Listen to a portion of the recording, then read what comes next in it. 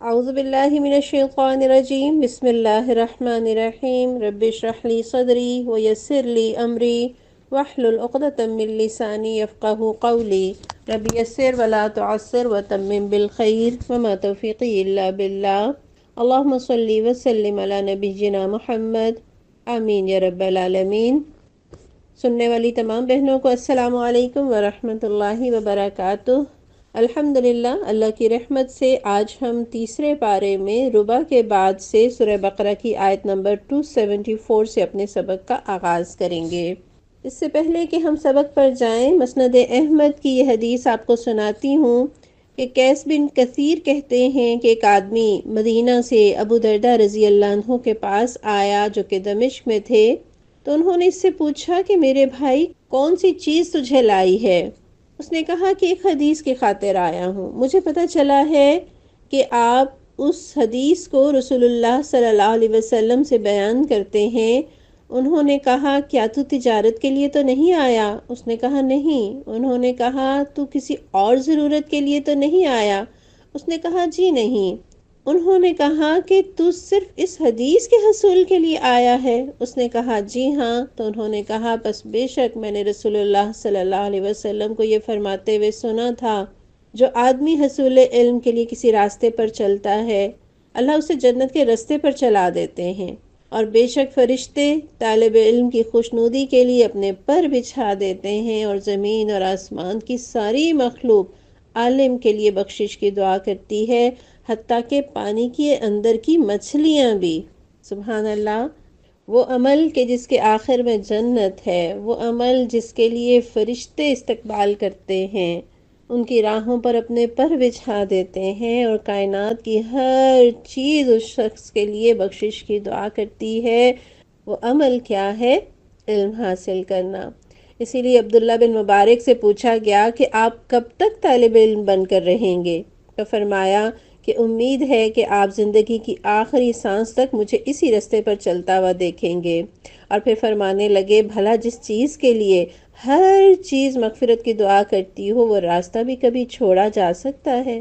تو اللہ تعالیٰ مجھے اور آپ کو بھی علم سیکھنے کے اس راستے پر ہمیشہ جمائے رکھے، قرآن سیکھنے اور سکھانے والا بنائے، لیکن اس کے ساتھ ساتھ یہ ذہن میں رہے کہ قرآن کی دنیا اور میری دنیا الگ الگ نہ ہو۔ قرآن کی دنیا ہی میری اور آپ کی دنیا بن جائے، اور یہی میرا اور آپ کا طرز زندگی بن جائے۔ تو آئیے اپنے سبق کا آغاز کرتے ہیں۔ سورہ بقرہ کی آیت نمبر 274۔ الذین ينفقون اموالهم باللیل والنہار سرا وعلانیہ، جو لوگ اپنے مال شب و روز کھلے اور چھپے خرچ کرتے ہیں، فلہم اجرہم عند ربہم، ان کا اجر ان کے رب کے پاس ہے، ولا خوف علیہم ولا ہم یحزنون، اور ان کے لیے کسی خوف اور رنج کا مقام نہیں۔ یہاں مومنین کا تذکرہ ہے، میرا اور آپ کا۔ اللہ تعالیٰ نے مومنین کی صفت بیان کی ہے کہ وہ خوب مال خرچ کرتے ہیں، مختلف انداز سے، مختلف مدات میں، مختلف اوقات میں۔ اللہ تعالیٰ نے یہاں صدقے کے لیے فی سبیل اللہ خرچ کے اوقات بھی بتا دیے اور سچویشن بھی بتا دی۔ اور یہاں آپ دیکھیے اللہ نے رات کو دن پر ترجیح دی ہے اور خفیہ کو اعلانیہ پر۔ بخاری ہی میں ایک روایت آتی ہے نا، رسول اللہ صلی اللہ علیہ وسلم نے فرمایا کہ ایک شخص نے جو کہ بنی اسرائیل میں سے تھا، اس نے کہا مجھے ضرور آج رات صدقہ دینا ہے۔ چنانچہ وہ اپنا صدقہ لے کر نکلا اور ناواقفی سے ایک چور کے ہاتھ میں رکھ دیا۔ صبح ہوئی تو لوگوں نے کہنا شروع کیا کہ آج رات کسی نے چور کو صدقہ دے دیا۔ اس شخص نے کہا اے اللہ، تمام تعریف تیرے ہی لیے ہے، آج رات میں پھر ضرور صدقہ کروں گا۔ چنانچہ وہ دوبارہ صدقہ لے کر نکلا اور اس مرتبہ ایک فاحشہ کے ہاتھ میں دے آیا۔ جب صبح ہوئی تو پھر لوگوں میں چرچا ہوا کہ آج رات کسی نے فاحشہ عورت کو صدقہ دے دیا۔ اس شخص نے کہا اے اللہ، تمام تعریف تیرے ہی لیے ہے، میں زانیہ کو اپنا صدقہ دے آیا، اچھا آج رات پھر ضرور صدقہ نکالوں گا۔ چنانچہ اپنے صدقہ لیے ہوئے وہ پھر نکلا اور اس مرتبہ ایک مالدار کے ہاتھ پر رکھ دیا۔ صبح ہوئی تو لوگوں کی زبان پر ذکر تھا کہ ایک مالدار کو کسی نے صدقہ دے دیا۔ اس شخص نے کہا کہ اے اللہ، ہم تیرے ہی لیے ہے، میں اپنا صدقہ لا علمی سے چور، فاحشہ اور مالدار کو دے آیا۔ اللہ کی طرف سے بتایا گیا کہ جہاں تک چور کے ہاتھ میں صدقہ چلے جانے کا سوال ہے تو اس میں اس کا امکان ہے کہ وہ چوری سے رک جائے۔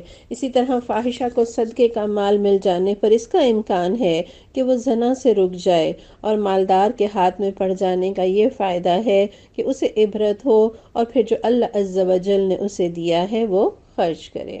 تو اس حدیث سے ہمیں پتہ چلتا ہے کہ اس شخص نے رات کی تاریکی میں چھپ کر اللہ کے راستے میں صدقہ کرنے کا ارادہ کیا، تو اس کے اس اخلاص اور اس پوشیدہ نیکی کی اللہ نے کتنی قدردانی کی، اور باوجود اس کے کہ وہ غلطی سے غیر مستحق کے ہاتھ میں پیسہ دے آیا، لیکن نہ صرف اللہ نے اسے قبول کیا بلکہ اللہ تعالیٰ نے بتا دیا کہ تمہارے اس خالص جذبے سے کی جانے والی نیکی کی برکت سے ممکن ہے کہ گناہ گار گناہ سے باز آ جائے اور وہ مالدار بھی اللہ کی راہ میں خرچ کرنے والا بن جائے۔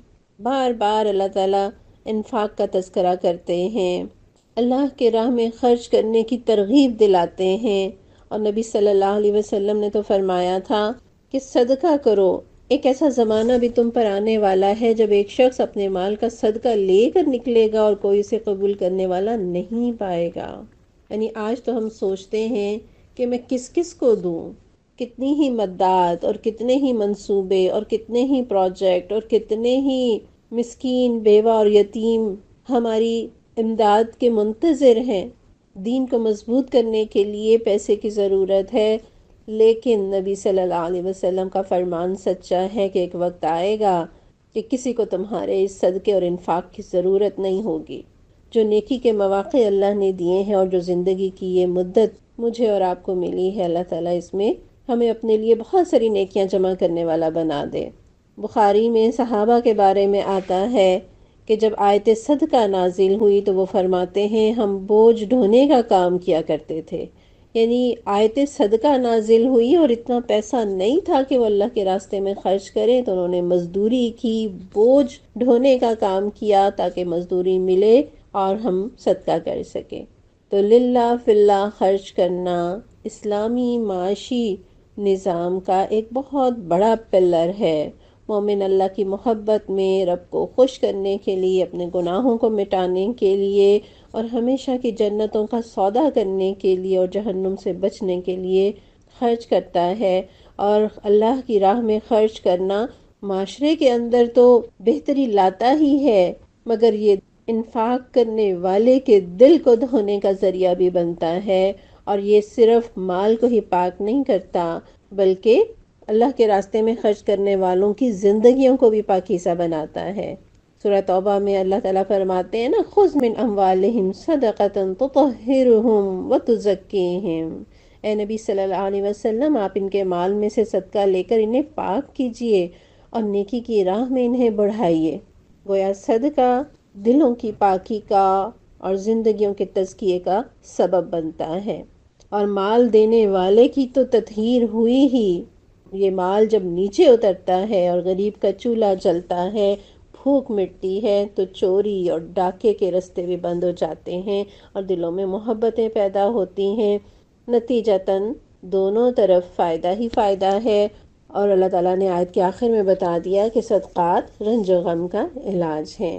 اب آیت نمبر 275، الذین یأکلون الربا، مگر وہ لوگ کہ جو سود کھاتے ہیں، لا یقومون الا کما یقوم الذی یتخبطہ الشیطان من المس، ان کا حال اس شخص کا سا ہوتا ہے جسے شیطان نے چھو کر باولا کر دیا ہو۔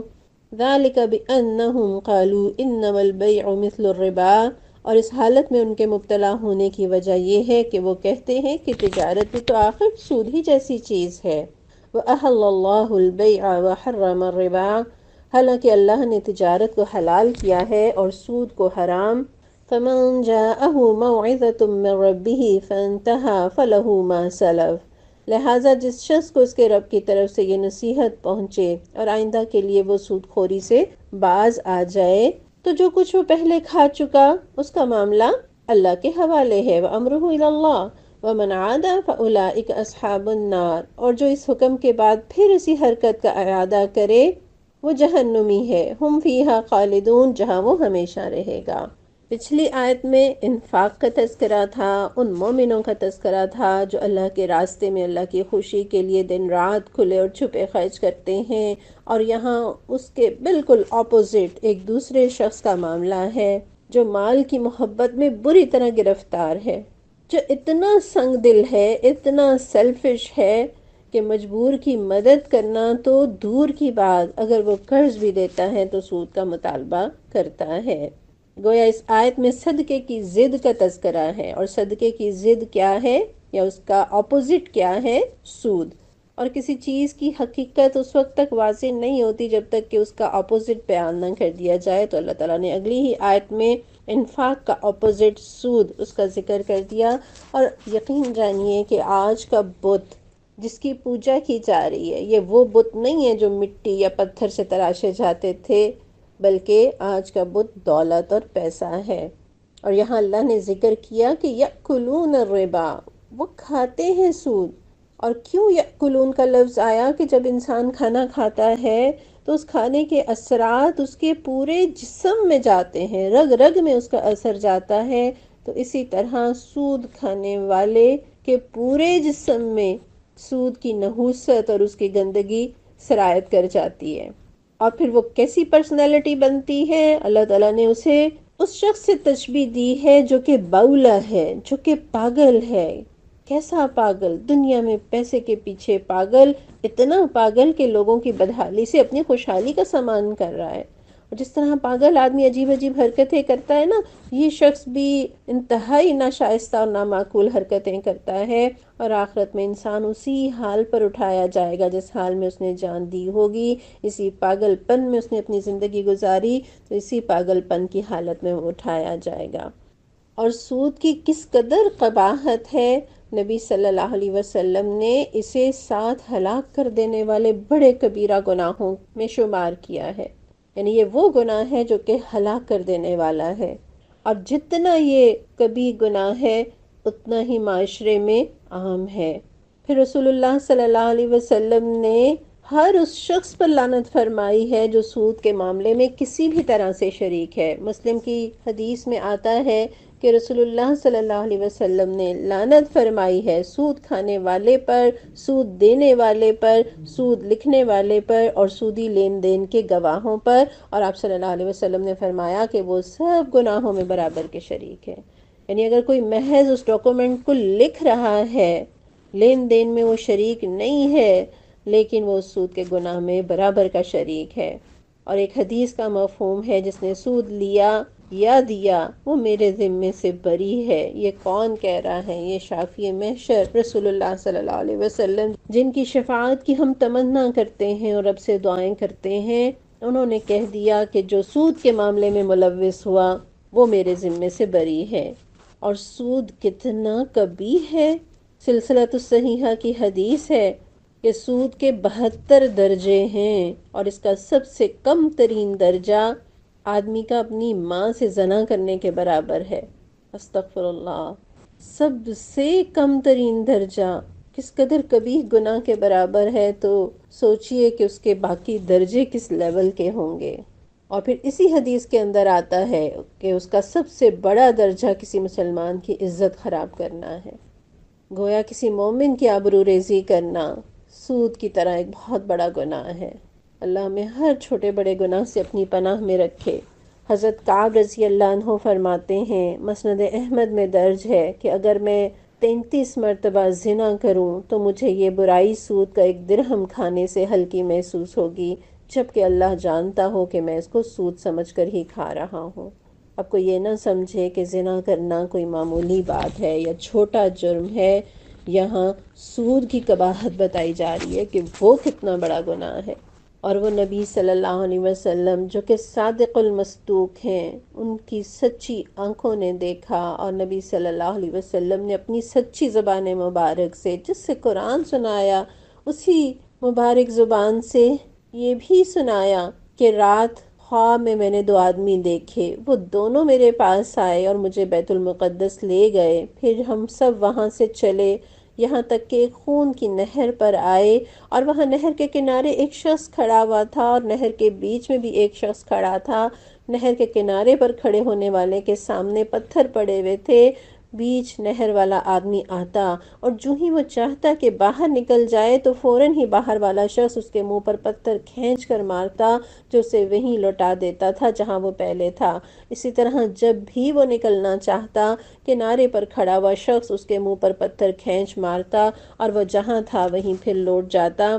تو نبی صلی اللہ علیہ وسلم نے فرمایا کہ میں نے اپنے ساتھیوں سے جو فرشتے تھے ان سے پوچھا کہ یہ کیا ہے، تو انہوں نے اس کا جواب یہ دیا کہ نہر میں تم نے جس شخص کو دیکھا وہ سود کھانے والا انسان ہے۔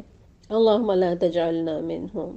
ابن ماجہ کی ایک روایت میں آتا ہے، ابن مسعود رضی اللہ عنہ روایت کرتے ہیں کہ نبی صلی اللہ علیہ وسلم نے فرمایا کہ سود کے 73 دروازے ہیں۔ یعنی کتنی ہی شکلیں ہیں سود کی۔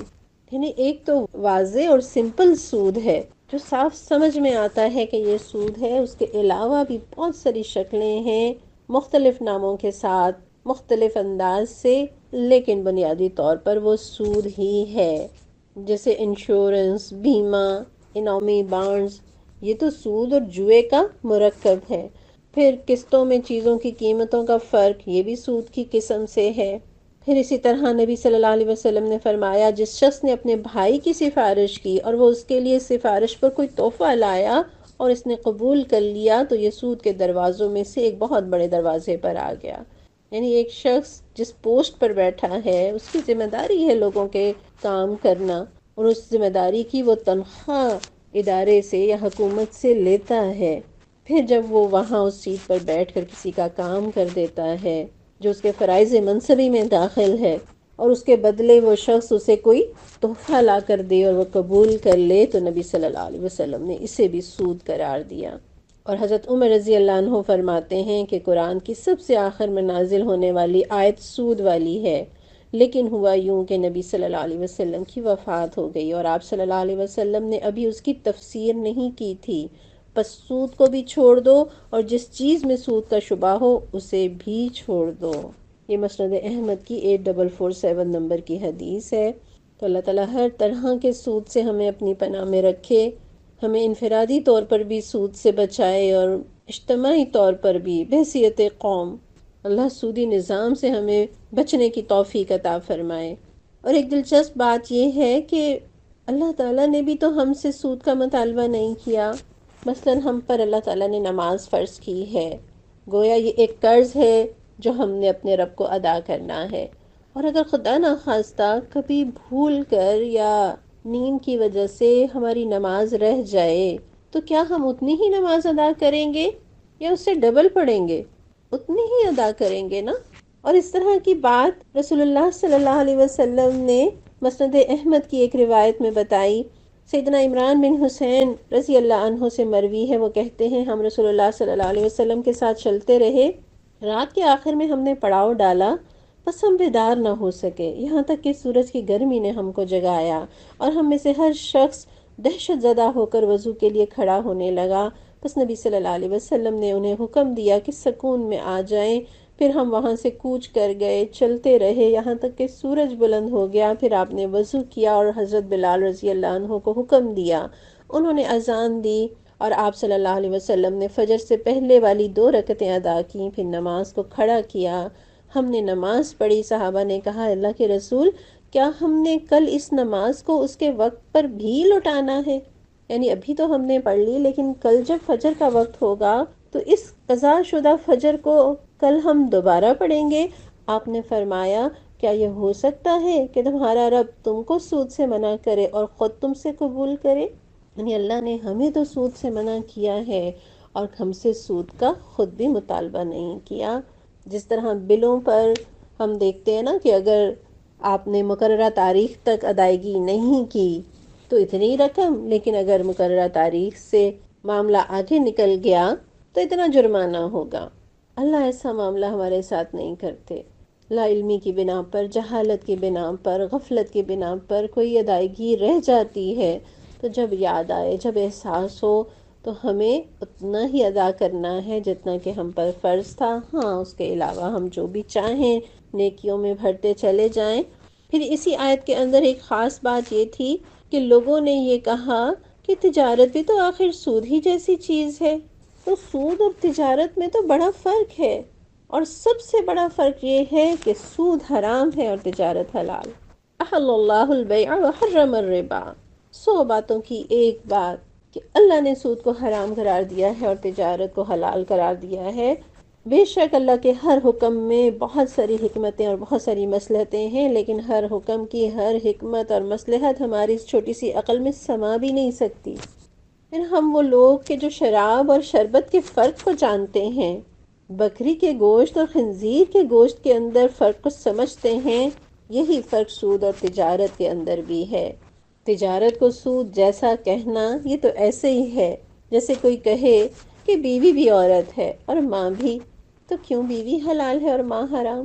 بکری بھی ایک جانور ہے اور کتا بھی ایک جانور ہے، تو کیوں بکری حلال ہے اور کتا حرام؟ تو آپ یہی کہیں گے نا کہ اللہ نے ماں کو حرام قرار دیا ہے اور بیوی کے ساتھ تعلق کو جائز قرار دیا ہے، اللہ نے بکری کو حلال قرار دیا ہے اور کتے کا گوشت کھانا حرام قرار دیا ہے۔ پھر آپ دیکھیے کہ تجارت میں نفع بھی ہوتا ہے اور نقصان بھی، لیکن سود میں تو نفع ہی نفع ہے، اور تجارت میں نفع اور نقصان فکسڈ نہیں ہوتا، جبکہ سود میں نفع فکس ہوتا ہے۔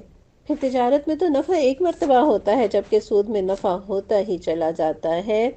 بلکہ نبی صلی اللہ علیہ وسلم کے زمانے میں تو جو یہودی سود پر قرض دیتا، وہی یہودی اس پر منافع لیتا تھا۔ آج اس سودی سسٹم کے اندر سود لینے والا وہ سرمایہ دار بھی ہے، جس کے سرمایے پر بینک کاروبار کر رہے ہیں، یعنی وہ بھی منافع حاصل کرتا ہے اور بینک بھی منافع میں شریک ہوتا ہے، گویا دوہرا بوجھ قرض لینے والے پر ہوتا ہے۔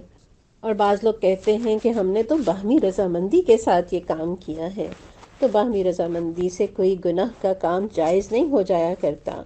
جس طرح باہمی رضامندی سے کوئی زنا کا معاملہ کرے تو وہ جائز نہیں ہو سکتا، اسی طرح باہمی رضامندی سے سود کا لین دین بھی جائز نہیں ہو سکتا۔ اس آیت سے ہمیں یہ بھی پتہ چلا کہ شیطان انسان پر حملہ آور بھی ہوتا ہے، اس کے خون میں گردش بھی کرتا ہے، اسے کچوکے بھی لگاتا ہے، اسے اکساتا بھی ہے، اس کے اندر وسوسے بھی ڈالتا ہے، اسے اذیت دیتا ہے، اسے بہت ساری نیکیاں بھلا دیا کرتا ہے۔ اللہ تعالیٰ شیطان کی چالوں اور اکساہٹوں سے ہمیں اور ہماری نسلوں کو اپنی پناہ میں رکھے۔ اللہ تعالیٰ نے اس آیت میں یہ بھی بتا دیا کہ جس نے سود کا مال کھایا ہے تو جو کھا چکا سو کھا چکا کا مطلب یہ نہیں ہے کہ وہ اسے واپس نہ کرے، حتی الامکان سود کا مال واپس کرے، اور جو نہ لوٹا سکے اور اس پر توبہ اور استغفار کرے۔ آیت نمبر 276، یمحق اللہ الربا ویربی الصدقات، اللہ سود کا مٹھ مار دیتا ہے اور صدقات کو نشو و نما دیتا ہے۔ واللہ لا یحب کل کفار اثیم، اور اللہ کسی ناشکر بدعمل انسان کو پسند نہیں کرتا۔ یعنی بظاہر ہمیں لگتا ہے کہ سود لینے والا اپنے مال کو بڑھا رہا ہے اور اپنے مال سے صدقہ کرنے والا اپنے مال کو کم کر رہا ہے، لیکن اللہ تعالیٰ بتا رہے ہیں کہ سود کا مٹھ اللہ مار دیتے ہیں اور صدقات کو اللہ بڑھاوا دیتے ہیں۔ ابن ماجہ کی روایت میں آتا ہے، آپ صلی اللہ علیہ وسلم نے فرمایا، سود کھانے والے کا مال خواہ کتنا زیادہ ہی ہو بالآخر گھٹ جاتا ہے۔ اور اس آیت کا مطلب ابن عباس رضی اللہ عنہ یہ بتاتے ہیں کہ اللہ سود خور کا نہ صدقہ قبول کرتے ہیں، نہ جہاد، نہ حج، نہ صلہ رحمی، یعنی سود کا معاملہ کرنے والے کی کوئی نیکی اللہ کی بارگاہ میں قبول نہیں ہوتی، اور پھر ایسے شخص کے مال میں برکت نہیں ہوتی۔ دنیا بھی سود خور پر لعنت بھیجتی ہے، نہ اس کے دل کو راحت ملتی ہے اور نہ آخرت میں کوئی اجر۔ حضرت معمر رحمہ اللہ نے فرمایا کہ ہم نے بزرگوں سے سنا ہے کہ سود خور پر 40 سال گزرنے نہیں پاتے کہ اس کے مال پر تباہی آ جاتی ہے، اور اللہ سود کا مٹھ مار دیتا ہے۔ اس سے مراد یہ بھی ہے کہ سود سے کون سے جذبے پروان چڑھتے ہیں، دل سخت ہو رہے ہیں لوگوں کے، خود غرضی ہے، طمع ہے، بخل ہے، پھر یہ کہ معاشرے کے اندر طبقاتی تقسیم بڑھتی جا رہی ہے، غریب غریب تر اور امیر امیر تر ہوتا چلا جا رہا ہے، اور یہ طبقاتی تقسیم بالآخر کسی بڑے فتنے کا باعث بنتی ہے۔ پھر سود کھانے والا اپنے سرمایے پر منافع لیتا ہی جا رہا ہے، گویا اس کے اندر سستی اور کاہلی پروان چڑھتی ہے، وہ کوئی محنت نہیں کرتا، بس وہ اپنے پیسے پر سود کماتا ہے۔ اور پھر جس نے سود ادا کرنا ہے، اگر وہ سود لے کر کاروبار کر رہا ہے، اسے اپنے گھر کا نظام بھی چلانا ہے، اور کاروبار شروع کرتے ہی تو منافع نہیں ہو جایا کرتا، وقت لگتا ہے، محنت لگتی ہے، اور اس دوران اسے اپنے گھر کا نظام بھی چلانا ہے، اور اسے سود بھی ادا کرنا ہے، اور قرض بھی لوٹانا ہے، تو وہ کیا کرے گا؟ وہ قیمتیں بڑھائے گا، وہ چیزوں کی کوالٹی کو کم کرے گا، وہ ملاوٹ کرے گا، وہ اپنے ملازمین کی تنخواہیں کم کر دے گا، تو نتیجتاً معاشرے کے اندر مہنگائی اور انارکی پھیلے گی، اور خودکشیاں بھی ایسے ہی معاشرے میں عام ہوں گی۔ پھر اللہ تعالیٰ فرما رہے ہیں کہ صدقات کو اللہ بڑھاتے ہیں، یعنی صدقات ادا کرنے سے آپس میں ہمدردی پیدا ہوتی ہے، محبت، اخوت، مروت، فیاضی، اور طبقاتی تقسیم بھی کم ہوتی چلی جاتی ہے۔ غریب کی بھوک مٹتی ہے، اس کا چولہا جلتا ہے، تو چوری اور ڈاکے اور نفرتیں کم ہوتی ہیں۔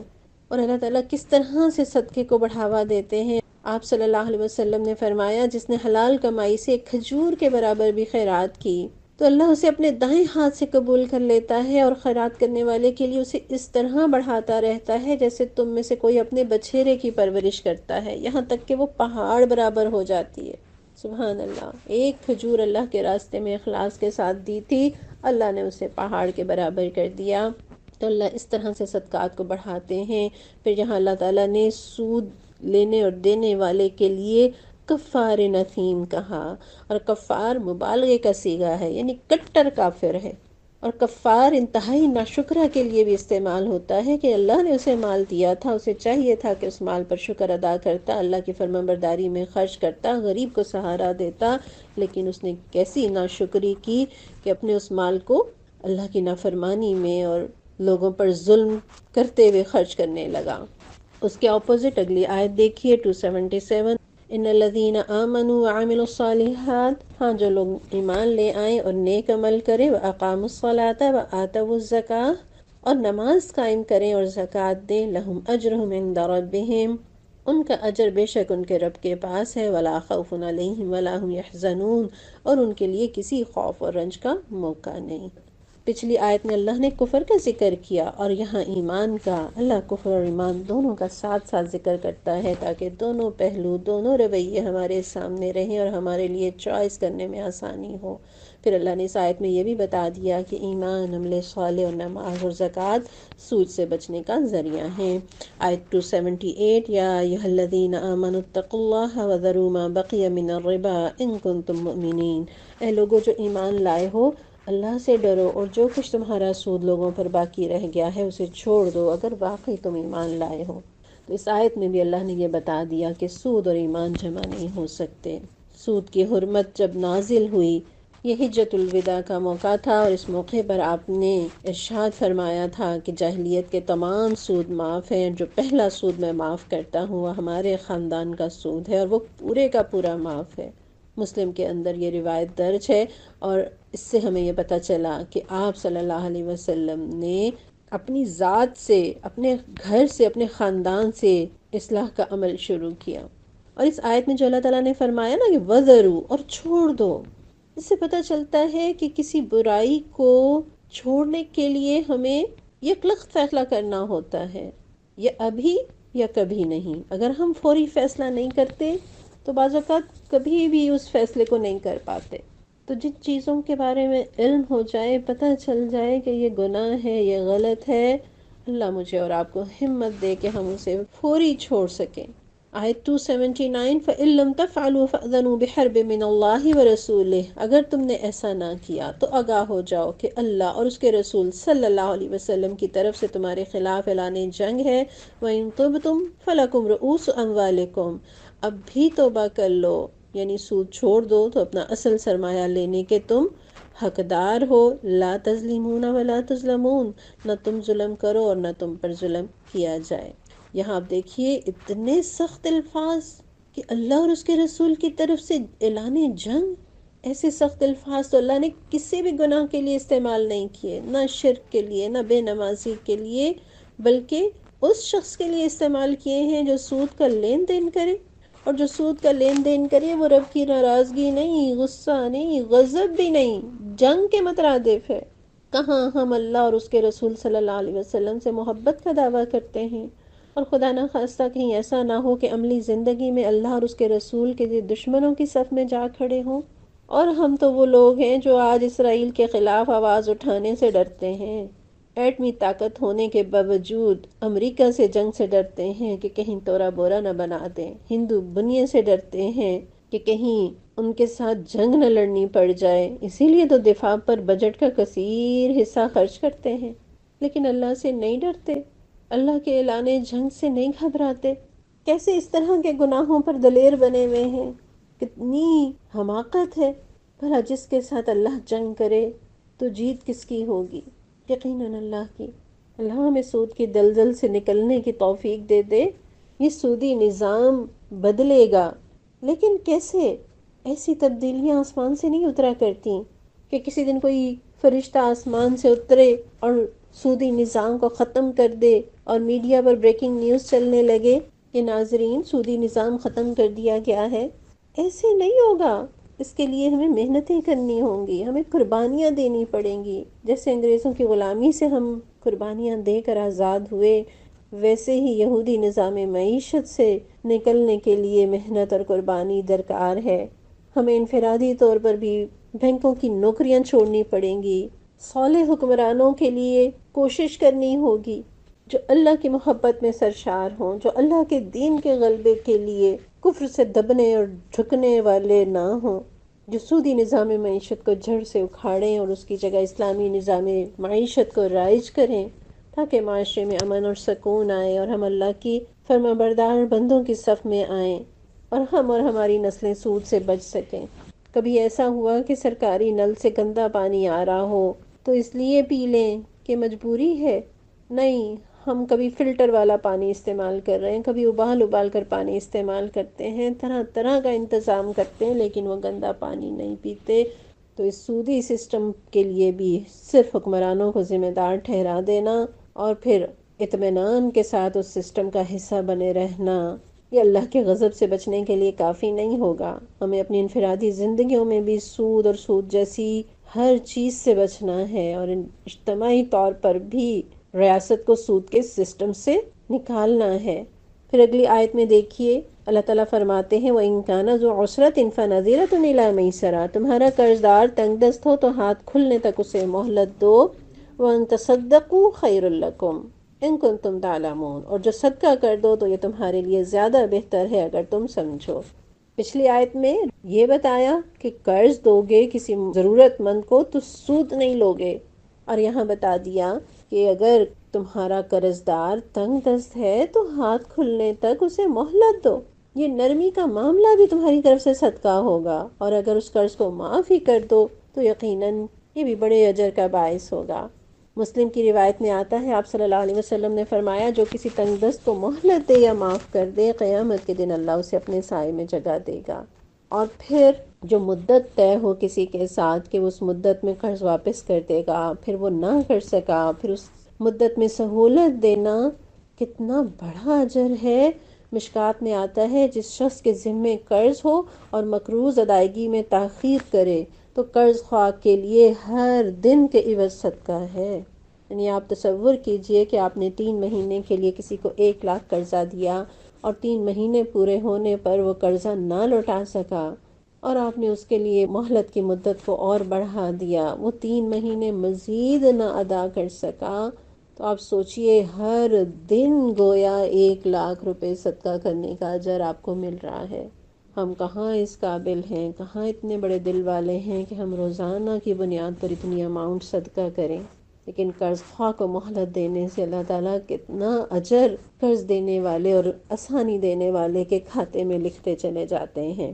مسلم کی روایت میں آتا ہے کہ اللہ کے حضور ایک بندہ پیش کیا گیا، اللہ نے اسے مال دیا تھا، اللہ اس سے پوچھیں گے تو نے دنیا میں کیا عمل کیا؟ تو وہ کہے گا کہ میرے رب تو نے مجھے مال دیا تھا، میں لوگوں سے لین دین کرتا تھا اور میری عادت نرمی اور آسانی کرنا تھی، میں مالدار پر آسانی کرتا، تنگ دست کو مہلت دیتا تھا۔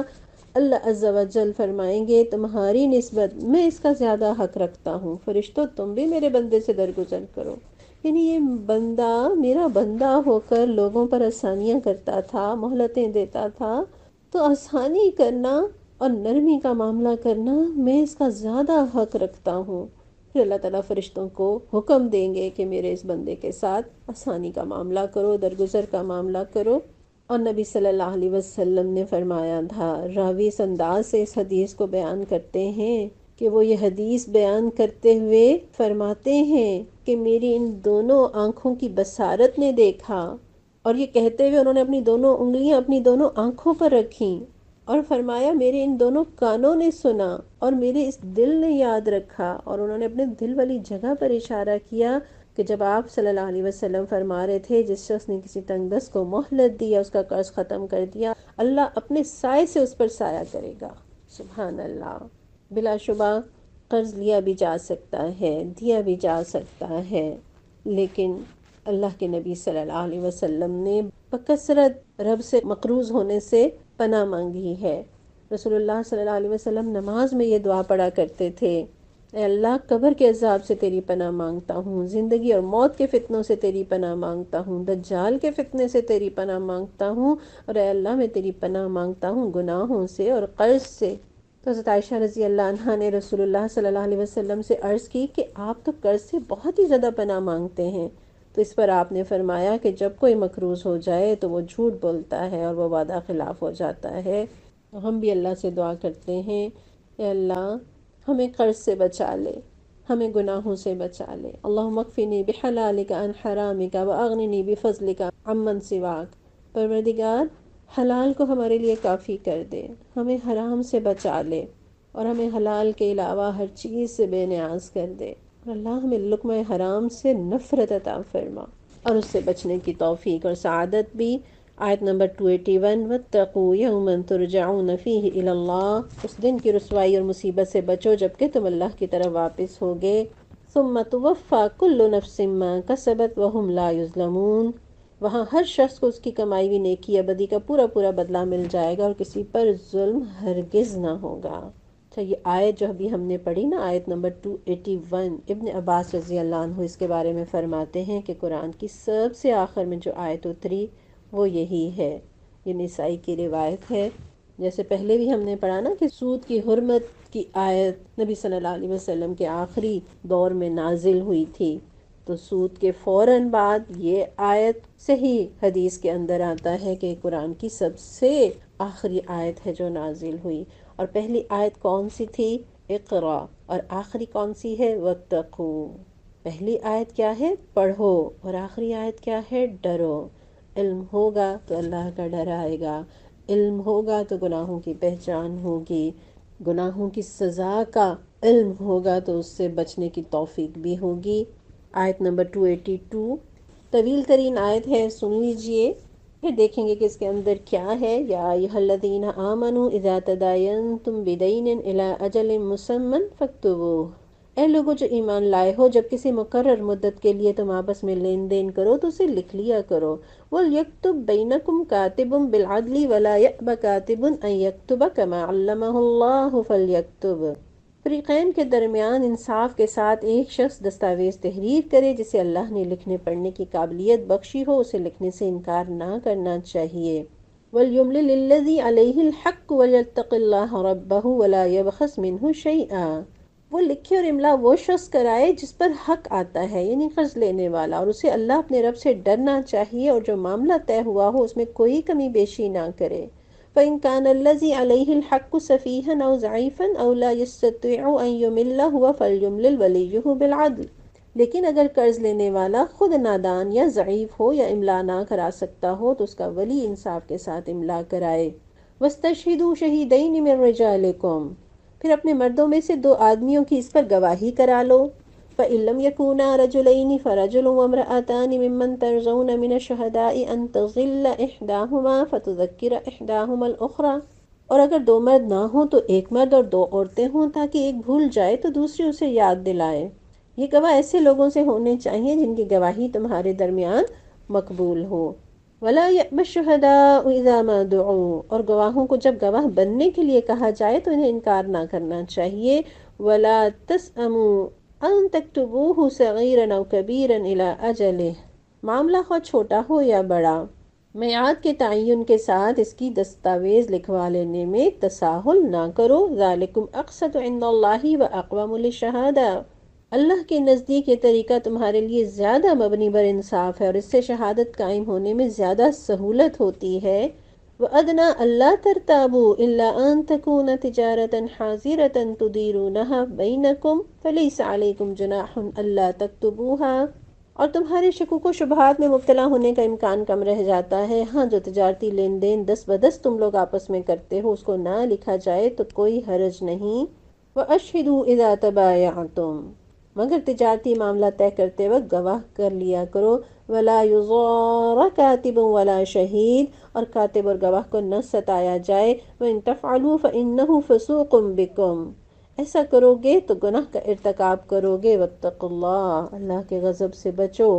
وَيُعَلِّمُكُمُ اللہ، وہ تمہیں صحیح طریقے عمل کی تعلیم دیتا ہے۔ واللہ بکل شیء علیم، اور اسے ہر چیز کا علم ہے۔ اتنا طویل مضمون کس چیز کے بارے میں؟ آپس کے لین دین کے مالی معاملات کے بارے میں۔ یہ آیت قرآن کی سب سے طویل ترین آیت ہے۔ اسے آیت الدین بھی کہتے ہیں۔ دین کہتے ہیں قرض کو، یعنی قرض کا معاملہ کرنے کی آیت۔ یعنی مالی معاملات کتنے اللہ کے نزدیک اہم ہیں اور کتنے نازک اور حساس ہیں کہ اللہ تعالیٰ نے اس کے اوپر سب سے طویل ترین آیت ارشاد فرمائی ہے۔ اور آپ دیکھیے اللہ تعالیٰ نے اس دنیا کو اس وقت معاشی نظام دیا جب دنیا کا معاشی نظام لوٹ کھسوٹ، چوری ڈاکے اور دھوکہ دہی تھے، اور تجارت بھی اگر ہوتی تھی تو اس کے اندر بھی ہزاروں فریب۔ پھر آپ دیکھیے کہ ہم نے خرچ کی بہترین مثال پڑھی وہ کیا تھی؟ انفاق۔ پھر خرچ کی بدترین مثال پڑھی وہ کیا ہے؟ سود۔ پھر خرچ کی ایک جائز صورت ہم یہاں دیکھ رہے ہیں قرض۔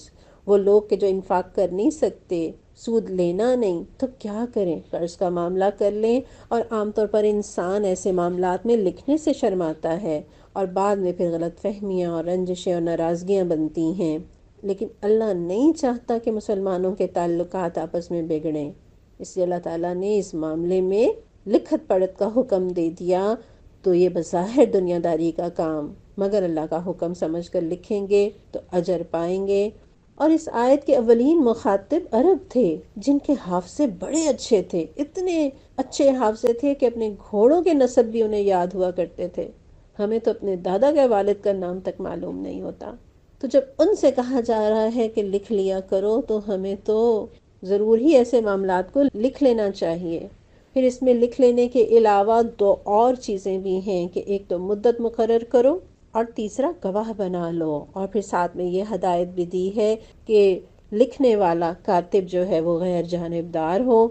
اور اس میں ہمیں یہ بھی پتہ چلا کہ کاتب جس کو اللہ نے لکھنے کی صلاحیت بخشی ہے اسے انکار نہیں کرنا چاہیے، یعنی جو صلاحیت اور قابلیت اللہ نے مجھے اور آپ کو دی ہے اسے اس کے راستے میں استعمال کرنے سے پیچھے نہ ہٹیں۔ اچھا، وہ شخص جو قرض دیتا ہے لیکن لکھت پڑھت کا معاملہ نہیں کرتا اور پھر رب سے فریاد کرتا ہے، اللہ ایسے شخص کی فریاد نہیں سنتے۔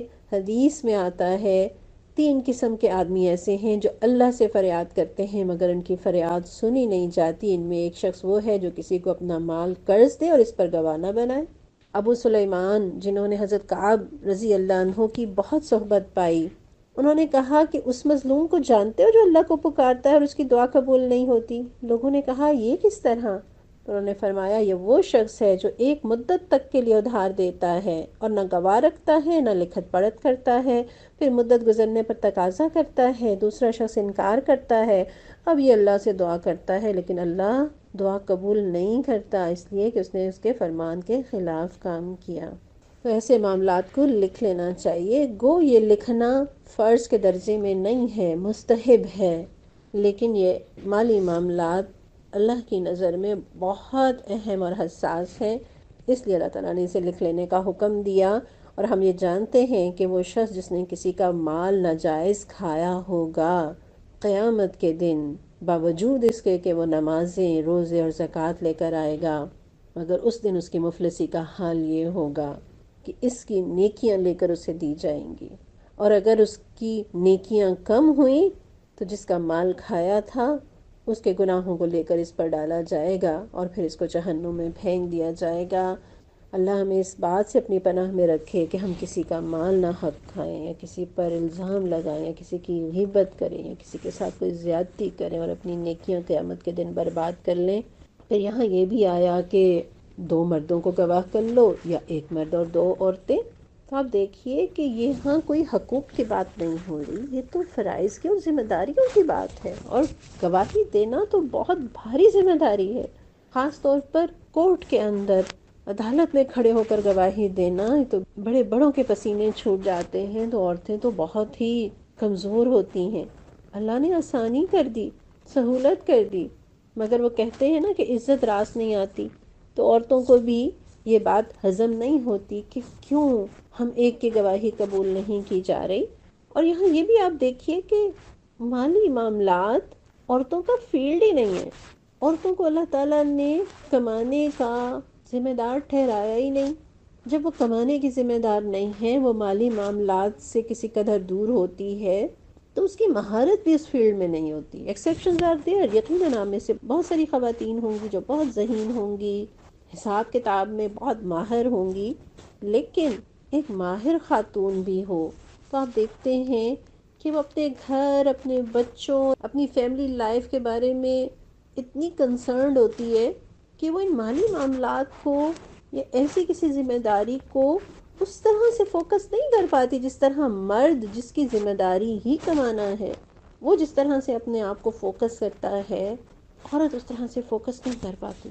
پھر اور بہت ساری کمزوریاں کہ اس کے چھوٹے بچے ہیں، کوئی دودھ پیتا ہے، اس کو حمل کا مسئلہ ہے، اس کے پیریڈز کا مسئلہ ہے، اور ایسے سچویشن میں اس کی یادداشت بھی متاثر ہوتی ہے، اس کی جذباتی کیفیت بھی مختلف ہوا کرتی ہے. اور ایسے میں کوئی مشکل ذمہ داری، کوئی گواہی دینی پڑ جائے تو یہ تو اور بھی مشکل کام ہے. اور ہم تو واک کرنے کے لیے بھی جائیں تو ساتھی تلاش کرتے ہیں، شاپنگ کے لیے جائیں تو کسی کو ساتھ لے جانا چاہتے ہیں. تو اتنا اہم معاملہ اور اتنا مشکل معاملہ اللہ تعالیٰ نے آسانی اور سہولت کر دی کہ ایک کے بجائے 2 عورتوں کو گواہ بنا لو، تاکہ اگر ایک بھول جائے یا ایک کے لیے مشکل ہو تو دوسری کے ساتھ اسے آسانی بھی ہو اور وہ اسے یاد بھی دلا دے. اور بہت سارے معاملات ہیں جس میں عورت ہی کی گواہی چلتی ہے اور ایک عورت کی گواہی پر فیصلے ہوتے ہیں. طلاق کا معاملہ ہے، حیض کا معاملہ ہے، عدت کب ختم ہوئی اس کے بارے میں، رضاعت کے معاملے میں ایک عورت کی گواہی بھی معتبر ہوتی ہے. آیت نمبر 283، وَإِن كُنتُمْ عَلَىٰ سَفَرٍ وَلَمْ تَجِدُوا كَاتِبًا فَرِهَانٌ مَّقْبُوضَةٌ، اگر تم سفر کی حالت میں ہو اور دستاویز لکھنے کے لیے کوئی کاتب نہ ملے تو رہن بالقبض پر معاملہ کر لو. فَإِنْ أَمِنَ بَعْضُكُمْ بَعْضًا فَلْيُؤَدِّ الَّذِي اؤْتُمِنَ أَمَانَتَهُ وَلْيَتَّقِ اللَّهَ رَبَّهُ، اور اگر تم میں سے کوئی شخص دوسرے پر بھروسہ کر کے اس کے ساتھ کوئی معاملہ کرے تو جس پر بھروسہ کیا گیا ہے اسے چاہیے کہ امانت ادا کرے اور اللہ اپنے رب سے ڈرے. وَلَا تَكْتُمُوا الشَّهَادَةَ، اور شہادت ہرگز نہ چھپاؤ. وَمَن يَكْتُمْهَا فَإِنَّهُ آثِمٌ قَلْبُهُ، اور جو شہادت چھپاتا ہے اس کا دل گناہ میں آلودہ ہے. وَاللَّهُ بِمَا تَعْمَلُونَ عَلِيمٌ، اور اللہ تمہارے اعمال سے بے خبر نہیں. تو یہاں یہ خاص بات پتہ چل رہی ہے کہ قرض کے لین دین میں سیکیورٹی کے طور پر قرض لینے والا اپنی کوئی چیز امانت کے طور پر قرض دینے والے کو رکھوا دے، اسے رہن کہتے ہیں. اور رسول اللہ صلی اللہ علیہ وسلم نے خود اپنی زرع یہودی کے پاس رہن رکھ کر گویا اس آیت کی وضاحت کر دی. رہن کے معاملے میں یہ ہوتا ہے کہ اگر آپ نے مثال کے طور پر گاڑی کو رہن میں رکھا ہے تو جس کو رہن میں گاڑی دی گئی ہے ظاہر ہے وہ گاڑی کا خیال بھی رکھے گا، تو وہ اس گاڑی کو استعمال بھی کر سکتا ہے، لیکن وہ اس گاڑی کو بطور ٹیکسی استعمال نہیں کرے گا. اسی طرح اگر گھر رہن پہ رکھا ہے تو وہ اس میں رہ تو سکتا ہے لیکن اسے کرائے پر نہیں چڑھا سکتا. یعنی اس رہن رکھی ہوئی چیز سے وہ شخص خود فائدہ اٹھا سکتا ہے لیکن اسے کمائی کا یا کاروبار کا ذریعہ نہیں بنائے گا. پھر یہاں اللہ تعالیٰ نے یہ بتا دیا کہ گواہی کو نہ چھپاؤ، کہ گواہی کا چھپانا کبیرہ گناہوں میں سے ہے. اور چونکہ کسی بات کا چھپانا یہ دل کا فعل ہے، آپ کہاں چھپاتے ہیں بات کو؟ دل میں چھپاتے ہیں نا، تو یہ دل کا فعل ہے، اس لیے کہا کہ اس سے دل گنہگار ہو جاتا ہے. اور یہ دل کا معاملہ کتنا نازک ہے. بخاری میں یہ آتا ہے، آپ صلی اللہ علیہ وسلم نے فرمایا تھا کہ سن لو، بدن میں ایک گوشت کا ٹکڑا ہے، جب وہ درست ہوگا تو سارا بدن درست ہوگا، اور جہاں یہ بگڑا تو سارا بدن بگڑ گیا. سن لو وہ ٹکڑا آدمی کا دل ہے۔ اللہ ہمیں اپنے دلوں کی حفاظت کرنے والا بنائے۔ 284 آیت، للہ ما فی السماوات و ما فی الارض، آسمانوں اور زمینوں میں جو کچھ ہے سب اللہ کا ہے۔ وَإِن تُبْدُوا مَا فِي أَنفُسِكُمْ أَوْ تُخْفُوهُ يُحَاسِبْكُم بِهِ اللَّهُ، تم اپنے دل کی باتیں خواہ ظاہر کرو یا چھپاؤ، اللہ بہرحال ان کا حساب تم سے لے لے گا۔ فَيَغْفِرُ لِمَن يَشَاءُ وَيُعَذِّبُ مَن يَشَاءُ، پھر اسے اختیار ہے جسے چاہے معاف کر دے اور جسے چاہے سزا دے۔ پروردگار ہمیں بھی معاف فرما دے۔ اللہ علی کل شیء قدیر، اور وہ ہر چیز پر قدرت رکھتا ہے۔ یہاں للہ ما فی السماوات و ما فی الارض کہہ کے کہ اللہ تعالیٰ نے بتا دیا کہ جو کچھ بھی آسمان اور زمین میں ہے سب اللہ کا ہے۔ دنیا میں جس کے پاس 4 پیسے آ جائیں اپنے آپ کو بڑی چیز سمجھنے لگتا ہے، اللہ کی شان دیکھیے، اللہ کی ملکیت دیکھیے، ما فی السماوات و ما فی الارض۔ تو یہاں اس آیت میں آپ دیکھیں کہ اللہ نے مغفرت کا ذکر پہلے کیا ہے اور عذاب کا بعد میں، اس لیے کہ خود اللہ کی جو رحمت کی صفت ہے نا وہ اس کے غضب پر غالب بھی ہے اور مقدم بھی ہے۔ تو یہاں محاسبے کی بات آئی، اللہم حاسبنا حسابا یسیرا، اللہ ہم سے آسان حساب لینا۔ صحابی کا قول ہے نا، حاسبوا قبل ان تحاسبوا، اپنا حساب کر لو اس سے پہلے کہ تمہارا حساب کیا جائے۔ اور قرآن میں اللہ تعالیٰ فرماتے ہیں وَلْتَنظُرْ نَفْسٌ مَّا قَدَّمَتْ لِغَدٍ، تم میں سے ہر شخص یہ دیکھے اس نے کل کے لیے یعنی آخرت کے لیے کیا سامان کیا ہے۔ آج محاسبہ کر لیں اس سے پہلے کہ قیامت کے دن ہمارا محاسبہ کیا جائے۔ اور ہمیں یہاں سے پتہ چلا کہ دل کے فعل پر بھی محاسبہ ہوگا۔ قرآن میں ایک اور جگہ آتا ہے نا، ان السمع والبصر والفؤاد کل اولئک کان عنہ مسئولا، بے شک کان اور آنکھیں اور دل ہر ایک سے سوال ہوگا۔ تو کیا دل کی سوچوں اور دل کے ارادوں پر بھی اللہ تعالیٰ محاسبہ کریں گے؟ ہم نے تو یہ آیت پڑھ لی نا اور شاید ہمیں اس کا احساس نہیں ہوا۔ صحابہ نے جب یہ آیت سنی تھی تو آپ دیکھیے کہ ان کے اوپر کیا گزری۔ مسلم میں آتا ہے کہ جب رسول اللہ صلی اللہ علیہ وسلم پر یہ آیت اتری، یعنی یہی سورہ بقرہ کی آیت نمبر 284، تو رسول اللہ صلی اللہ علیہ وسلم کے ساتھیوں پر یہ بات انتہائی گراں گزری۔ راوی کہتے ہیں کہ وہ رسول اللہ صلی اللہ علیہ وسلم کی خدمت میں حاضر ہوئے، گھٹنوں کے بل بیٹھ کر کہنے لگے، اللہ کے رسول، پہلے ہمیں ایسے اعمال کا پابند کیا کیا جو ہماری طاقت میں ہے، نماز، روزہ، جہاد، صدقہ، اور اب آپ پر یہ آیت اتری ہے جس کی ہم طاقت نہیں رکھتے، یعنی دل میں ہمارے کوئی گناہ اور کوئی وسوسہ نہ آئے، اس کی طاقت تو ہم میں نہیں۔ تو رسول اللہ صلی اللہ علیہ وسلم نے فرمایا کیا تم وہی بات کہنا چاہتے ہو جو تم سے پہلے دونوں اہل کتاب نے کہی کہ ہم نے سنا اور نافرمانی کی؟ بلکہ تم یوں کہو کہ ہم نے سنا اور اطاعت کی، اے ہمارے رب تیری بخشش چاہتے ہیں اور تیری ہی طرف لوٹنا ہے۔ تو صحابہ نے کہا ہم نے سنا اور اطاعت کی، اے اللہ ہم تیری بخشش چاہتے ہیں اور تیری ہی طرف لوٹنا ہے۔ صحابہ یہ الفاظ دہرانے لگے اور ان کی زبانوں پر یہ الفاظ رواں ہو گئے۔ تو اس کے بعد اللہ تعالیٰ نے اگلی آیت اتار دی جو اس کی آیت کے بعد ہم پڑھیں گے۔ تو آپ دیکھیے کہ صحابہ کو کس قدر غم اور فکر ہے کہ اللہ تعالیٰ دل کے اعمال پر بھی پکڑے گا، تو وہ ڈر گئے۔ تو دل کے کن اعمال پر پکڑ ہے؟ وہ اعمال، وہ گناہ کے کام، وہ گناہ کی سوچیں جن پر وہ پختہ ارادہ کر لے۔ مثلا ایک شخص دل میں کفر رکھتا ہے یا چوری یا کسی اور گناہ کا عزم رکھتا ہے، اس نے طے کر لیا، پلان کر لیا، مگر اسے کرنے کا موقع نہیں آیا، تو محاسبہ تو ہوگا۔ ہاں، نبی صلی اللہ علیہ وسلم نے یہ فرمایا ہے کہ اللہ نے میری امت کے دلی وساوس اور وقتی خیالات معاف فرما دیے ہیں جب تک وہ ان کو زبان پر نہ لائیں یا ان پر عمل نہ کریں۔ یعنی کوئی خیال دل میں آئے اور آپ اس کو دل میں جگہ نہ دیں، جھٹک دیں۔ آپ نے سوچا مگر آپ نے اس پر کوئی ارادہ یا عزم نہیں باندھا، تو ایسے وسوسوں کو، ایسے خیالات پر اللہ نہیں پکڑیں گے۔ لیکن جن گناہوں کا خیال دل میں آیا اور دل میں جگہ دی اور اس کو سوچا اور اس پر پورا پلان بنا لیا تو عمل نہیں بھی کیا، تو دل کے اس عزم پر پکڑ ہوگی۔ یہاں پھر ہم رک کر اللہ سے آسان حساب کی دعا کرتے ہیں، اللہم حاسبنا حسابا یسیرا۔ آیت نمبر 285، آمن الرسول بما انزل الیہ من ربہ والمؤمنون، رسول صلی اللہ علیہ وسلم اس ہدایت پر ایمان لائے جو ان کے رب کی طرف سے ان پر نازل ہوئی، اور جو لوگ اس رسول کے ماننے والے ہیں، انہوں نے بھی اس ہدایت کو دل سے تسلیم کر لیا۔ کل آمن باللہ و ملائکتہ و کتبہ و رسلہ، یہ سب اللہ اور اس کے فرشتوں اور اس کی کتابوں اور اس کے رسولوں کو مانتے ہیں۔ لا نفرق بین احد من رسلہ، اور ان کا قول یہ ہے کہ ہم اللہ کے رسولوں کو ایک دوسرے سے الگ نہیں کرتے۔ وقالوا سمعنا واطعنا، اور وہ کہتے ہیں ہم نے حکم سنا اور ہم نے اطاعت قبول کر لی۔ غفرانک ربنا والیک المصیر، مالک ہم تجھ سے خطا بخشی کے طالب ہیں اور ہمیں آپ ہی کی طرف پلٹنا ہے۔ یہاں سب سے پہلی چیز تو یہ دیکھیں کہ دنیا کے بادشاہ قوانین بناتے ہیں لیکن خود اس سے بالا تر ہوتے ہیں، لیکن خدا کے قانون کو لانے والا خدا کا پیغمبر سب سے پہلے اس قانون کو خود پر نافذ کرتا ہے، سب سے پہلے، سب سے آگے، سب سے بڑھ کر انا اول المسلمین، رسول اللہ صلی اللہ علیہ وسلم۔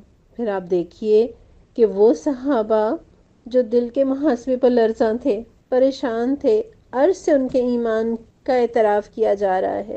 والمؤمنون، ان سب اہل ایمان کے ایمان کا اعتراف اللہ تعالیٰ عرض سے کر رہے ہیں، اور اللہ کرے کہ اس المؤمنون میں اور آپ بھی شامل ہوں۔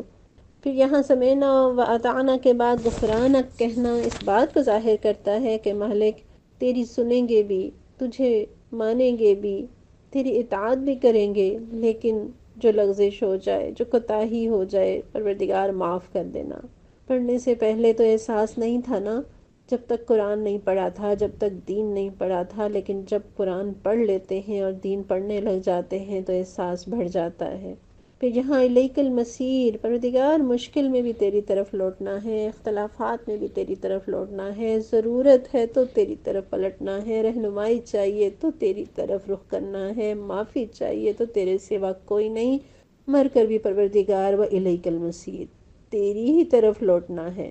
پھر آپ یہاں دیکھیے سمعنا و اطعنا ایک مومن کا حال ہے، اس کا پریزنٹ ہے، اور غفرانک میں اس کا ماضی ہے کہ ماضی میں جو کوتاہیاں ہوگی پروردگار معاف کر دے، اور الیک المصیر میں مومن کا مستقبل کا غم اور فکر ہے۔ پھر آپ دیکھیے کہ غفرانک کہنے سے پہلے اطاعت کے عزم کا اظہار کرتے ہیں۔ سورہ بقرہ کی یہ جو آخری آیات ہم پڑھ رہے ہیں، اس کے بارے میں رسول اللہ صلی اللہ علیہ وسلم فرماتے ہیں، بخاری کی روایت ہے کہ سورہ بقرہ کی 2 آیتیں آمن الرسول سے آخر تک ایسی ہیں جو شخص رات میں انہیں پڑھ لے وہ اس کے لیے کافی ہو جاتی ہیں۔ اور انہی 2 آیات کے بارے میں مسلم میں آتا ہے، ابن عباس رضی اللہ عنہ روایت کرتے ہیں کہ جبرائیل علیہ السلام نبی صلی اللہ علیہ وسلم کے پاس بیٹھے ہوئے تھے کہ اچانک انہوں نے اوپر سے ایسی آواز سنی جیسے دروازہ کھلنے کی آواز ہوتی ہے، تو انہوں نے اپنا سر اوپر اٹھایا اور کہا آسمان کا یہ دروازہ آج ہی کھولا گیا ہے اور آج سے پہلے کبھی نہیں کھولا گیا۔ اس سے ایک فرشتہ اترا تو انہوں نے کہا کہ یہ ایک فرشتہ زمین پر اترا ہے، یہ آج سے پہلے کبھی نہیں اترا۔ اس فرشتے نے سلام کیا اور آپ صلی اللہ علیہ وسلم سے کہا کہ آپ کو 2 نور ملنے کی خوشخبری ہو جو آپ سے پہلے کسی نبی کو نہیں دیے گئے، ایک فاتحۃ الکتاب یعنی سورہ فاتحہ اور دوسری سورہ بقرہ کی یہ آخری آیات۔ اور فرشتے نے یہ کہا کہ آپ ان دونوں میں سے کوئی جملہ بھی نہیں پڑھیں گے مگر وہ آپ کو عطا کر دیا جائے گا، یعنی آپ پڑھتے جائیں اور اس یقین کے ساتھ کہ رب نے آپ کی دعا کو سن لیا اور قبول کر لیا اور وہ مانگی ہوئی چیز اللہ نے عطا کر دی۔ پھر ترمذی میں آتا ہے کہ اللہ تعالیٰ نے زمین اور آسمان پیدا کرنے سے 2000 سال پہلے ایک کتاب لکھی اور اس کتاب کی 2 آیتیں نازل کی اور انہی دونوں آیتوں پر سورہ بقرہ کو ختم کیا، اور جس گھر میں یہ دونوں آیتیں مسلسل 3 راتیں پڑھی جائیں گی ممکن نہیں کہ شیطان اس گھر کے قریب آ سکے۔ پھر اسی طرح مسند احمد میں آتا ہے نبی صلی اللہ علیہ وسلم انہی آیات کی فضیلت بیان کرتے ہیں کہ مجھے سورہ بقرہ کی آخری آیتیں عرش کے نیچے خزانے والے گھر سے عطا کی گئی ہیں اور مجھ سے پہلے کسی نبی کو یہ عطا نہیں ہوئی ہیں۔ یہ اتنی عزت اور شرف والی آیتیں ہیں جو اللہ کے عرش کے نیچے خزانے سے نبی صلی اللہ علیہ وسلم کو عطا ہوئیں اور ان کی وساطت سے ہمیں عطا ہوئیں۔ اللہ ہمیں ان کی قدر کرنے والا بنا دے۔ ابن عباس رضی اللہ عنہ فرماتے ہیں جو شخص ان کو عشاء کی نماز کے بعد پڑھ لے تو وہ اس کے لیے قیام اللیل کی قائم مقام ہو جاتی ہیں، یعنی تہجد کی قائم مقام۔ کتنی فضیلت ہے ان آیتوں کی۔ حضرت عمر اور حضرت علی رضی اللہ عنہ نے فرمایا تھا کہ ہمارا خیال ہے کہ کوئی آدمی جس کو کچھ بھی عقل ہو وہ سورہ بقرہ کی ان 2 آیتوں کو پڑھے بغیر نہیں سوئے گا۔ ان آیتوں کو یاد کر لیجئے، بچوں کو یاد کرائیے، اور روزانہ سونے سے پہلے ان آیتوں کو دہرانا نہ بھولیے۔ آیت نمبر 286، لا یکلف اللہ نفسا الا وسعها۔ اللہ کسی متنفس پر اس کی مقدرت سے بڑھ کر ذمہ داری کا بوجھ نہیں ڈالتا۔ لہا ما کسبت وعلیہا ما اکتسبت۔ ہر شخص نے جو نیکی کمائی ہے اس کا پھل اسی کے لیے ہے، اور جو بدی سمیٹی ہے اس کا وبال اسی پر ہے۔ ربنا لا تؤاخذنا ان نسینا او اخطأنا۔ ایمان لانے والوں تم یوں دعا کیا کرو، اے ہمارے رب ہم سے بھول چوک میں جو قصور ہو جائیں ان پر گرفت نہ کرنا۔ ربنا ولا تحمل علینا اصرا کما حملته علی الذین من قبلنا۔ مالک ہم پر وہ بوجھ نہ ڈال جو تو نے ہم سے پہلے لوگوں پر ڈالے تھے۔ ربنا ولا تحملنا ما لا طاقت لنا به۔ پروردگار جس بار کو اٹھانے کی ہم میں طاقت نہیں وہ ہم پر نہ رکھ۔ واعف عنا واغفر لنا وارحمنا۔ ہمارے ساتھ نرمی کر، ہم سے درگزر فرما، ہم پر رحم کر۔ انت مولانا فانصرنا علی القوم الکافرین۔ تو ہمارا مولا ہے، کافروں کے مقابلے میں ہماری مدد کر۔ لا یکلف اللہ نفسا الا وسعها کہہ کر اللہ تعالیٰ نے بتا دیا کہ اللہ نے اس امت پر نہ ہی بوجھ ڈالا ہے اور نہ ہی چہیتا رکھا ہے، اور یہ بات واضح ہو گئی کہ کسی بھی شخص کی اچھائی کسی دوسرے کے لیے فائدہ مند نہیں ہے، اور کسی اور کی برائی کسی دوسرے کا کچھ نہیں بگاڑ سکتی جب تک کہ اس کا اپنا طرز عمل درست ہے اور وہ اصلاح کی کوشش کرتا رہے۔ اور یہ کہ آدمی کو جو فائدہ ہوگا اور جو بھی نقصان پہنچے گا وہ اپنے عمل ہی سے پہنچے گا۔ جسے کہتے ہیں نا، جو بوئے گا وہی کاٹے گا، جو کرے گا وہی بھرے گا۔ اور قرآن ایک اور جگہ بھی کہتا ہے کہ لا تزر وازرۃ وزر اخری، کوئی بوجھ اٹھانے والا کسی دوسرے کا بوجھ نہیں اٹھائے گا۔ وَأَن لَيْسَ لِلْإِنسَانِ إِلَّا مَا سَعَىٰ، اور یہ کہ انسان کے لیے وہی کچھ ہے جس کے لیے وہ محنت کرتا ہے اور کوشش کرتا ہے۔ ابھی تھوڑی دیر پہلے ہم نے یہ حدیث پڑھی تھی نا کہ اللہ تعالیٰ دل کے وسوسوں پر پکڑ نہیں کرے گا، اور یہ بھی حدیث ہے نبی صلی اللہ علیہ وسلم کی کہ اللہ نے میری امت سے غلطی، بھول اور وہ گناہ معاف کر دیے ہیں جس پر انہیں زبردستی مجبور کیا گیا ہو۔ تو بھول چوک تو اللہ تعالیٰ نے معاف کی ہے، لیکن یہاں اہل ایمان کو دیکھیے کہ وہ اپنے رب سے ان خطاؤں کی معافی بھی مانگ رہے ہیں جو ان سے بھول کر ہو جائیں یا جو وہ غلطی سے کر بیٹھیں۔ یعنی اللہ کے بندے معاف شدہ چیزوں پر بھی معافی مانگتے رہتے ہیں۔ نبی صلی اللہ علیہ وسلم کی راتوں کا بھی تو بیشتر حصہ اپنے رب کے حضور گڑ گڑاتے گزر جاتا، پاؤں پر ورم آ جاتا، حالانکہ نبی صلی اللہ علیہ وسلم بخشے بخشائے تھے، معصوم تھے، اور آپ کے تربیت یافتہ صحابہ بھی جنتوں کی بشارتیں پانے کے باوجود لرزاں اور ترساں رہتے تھے اور نیکیوں کے لیے محنتیں کرتے رہتے، حالانکہ انہوں نے اللہ سے کچھ بھی بچا کر تو نہیں رکھا، مال، جان، خواہشات سبھی رب کے رستے میں قربان کر دیں، پھر بھی رب سے مغفرت کی اور بخشش کی دعائیں مانگا کرتے تھے۔ تو یہاں ایمان والا، خواہ وہ کتنا ہی خوبصورت ایمان والا کیوں نہ ہو، اس کے ایمان کی خوبصورتی یہ ہے کہ اسے اپنے ایمان کی کمزوری کا احساس ہے، اس لیے وہ اپنے رب کی رحمتیں طلب کرتا ہے، اسے اپنے رب کی رحمتوں کا سہارا چاہیے۔ رسول اللہ صلی اللہ علیہ وسلم نے فرمایا تھا کہ تم میں سے کوئی شخص محض اپنے عمل کے بل بوتے پر جنت میں نہ جا سکے گا۔ تو صحابہ نے عرض کیا تھا کہ آپ بھی اے اللہ کے رسول صلی اللہ علیہ وسلم؟ تو آپ نے فرمایا تھا کہ ہاں میں بھی، الا یہ کہ اللہ مجھے اپنی رحمتوں سے ڈھانپ لے۔ تو اللہ سے بخشش بھی طلب کرتے ہیں، اللہ سے اس کی رحمت، اس کا فضل مانگتے ہیں۔ پروردگار ہماری کوتاہیوں سے درگزر فرما، ہماری بھول چوک کو معاف فرما۔ کبھی نماز میں بھولتے ہیں، کبھی نماز ہی بھول جاتے ہیں، کبھی کوئی نیکی کا ارادہ کر کے بھول جاتے ہیں، کبھی کوئی وعدہ کر کے بھول جاتے ہیں، کس وقت کیا کہنا چاہیے تھا، کیا کرنا چاہیے تھا، وقت پر بات یاد ہی نہیں آتی۔ تو پروردگار تمام خطا اور نسیان کو ہم سے معاف فرما دے۔ علماء کہتے ہیں کہ گناہگار کو 3 چیزوں کی ضرورت ہوتی ہے، ایک یہ کہ اللہ اور اس کے مابین جو بھی ہے اللہ اسے معاف کر دے، اور دوسری ضرورت یہ ہے کہ اللہ اس کے گناہوں کو چھپا دے، اور تیسری ضرورت میری اور آپ کی یہ ہے کہ آئندہ اللہ ہماری حفاظت کرے کہ ہم گناہوں میں مبتلا نہ ہوں۔ تو یہاں پر ان تینوں باتوں کا اظہار ہے، اور جب پروردگار خود الفاظ سکھا رہا ہے تو قبولیت یقینی ہے۔ تو اللہ ہم بھی کمزور ہیں، ہمارا ایمان بھی کمزور۔ پروردگار ہمیں آزمانا نہ، ہمیں کسی ایسے امتحان میں نہ ڈالنا کہ ہم اپنا ایمان چھوڑ بیٹھیں۔ پروردگار ہمارے گناہ کثیر بھی ہیں اور کبیر بھی ہیں۔ پروردگار مگر تو معاف کرنے کو پسند کرتا ہے اور تو ہی معاف کرنے پر قدرت رکھتا ہے، بس تو ہمیں معاف فرما دے اور ہمارے پیاروں کو بھی معاف فرما۔ اللہ، علم سیکھنے کے باوجود ہم میں کتنی ہی کمیاں ہیں، کتنی ہی کوتاہیاں ہیں، مولا معاف کر دے۔ بس اللہ تجھے راضی کرنا چاہتے ہیں، اللہ ہم سے ناراض نہ ہونا۔ آمین یا رب العالمین۔ سورہ آل عمران شروع کرتے ہیں۔ سورہ بقرہ کی طرح سورہ آل عمران بھی مدنی سورہ ہے، اور اس کے علاوہ اس کا ایک نام سورۃ الکنز یعنی خزانے والی سورت، اور ایک اور نام سورۃ الاستغنا یعنی دنیا سے غنی کرنے والی سورت بھی ہے۔ اور سورہ آل عمران قرآن کی 7 لمبی صورتوں میں سے ایک ہے۔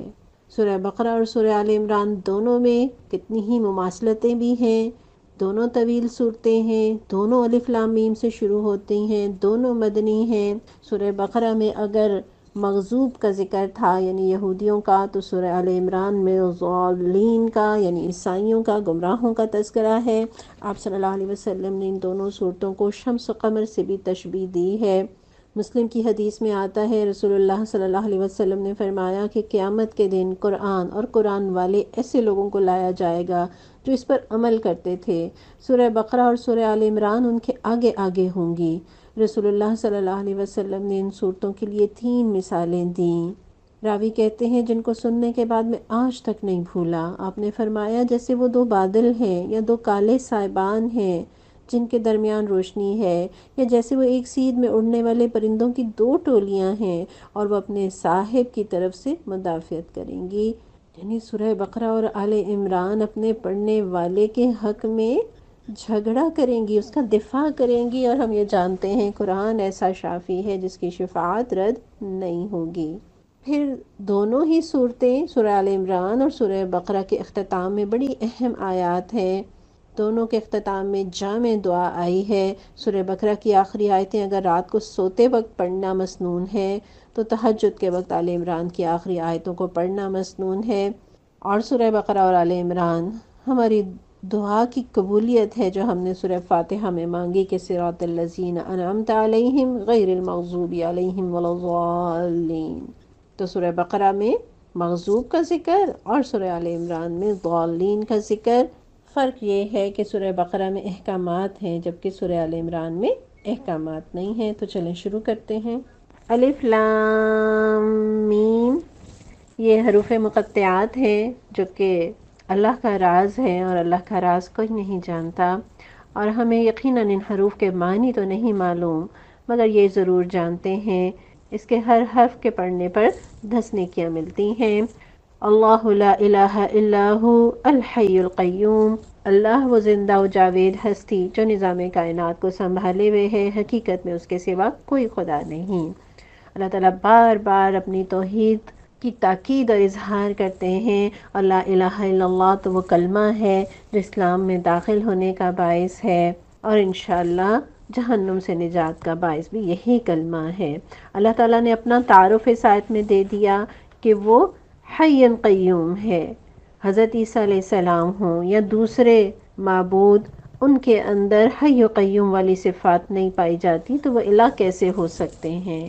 وہ ذات جو اپنی بقا کے لیے کسی کی محتاج ہو، وہ بھلا کیسے معبود ہو سکتی ہے؟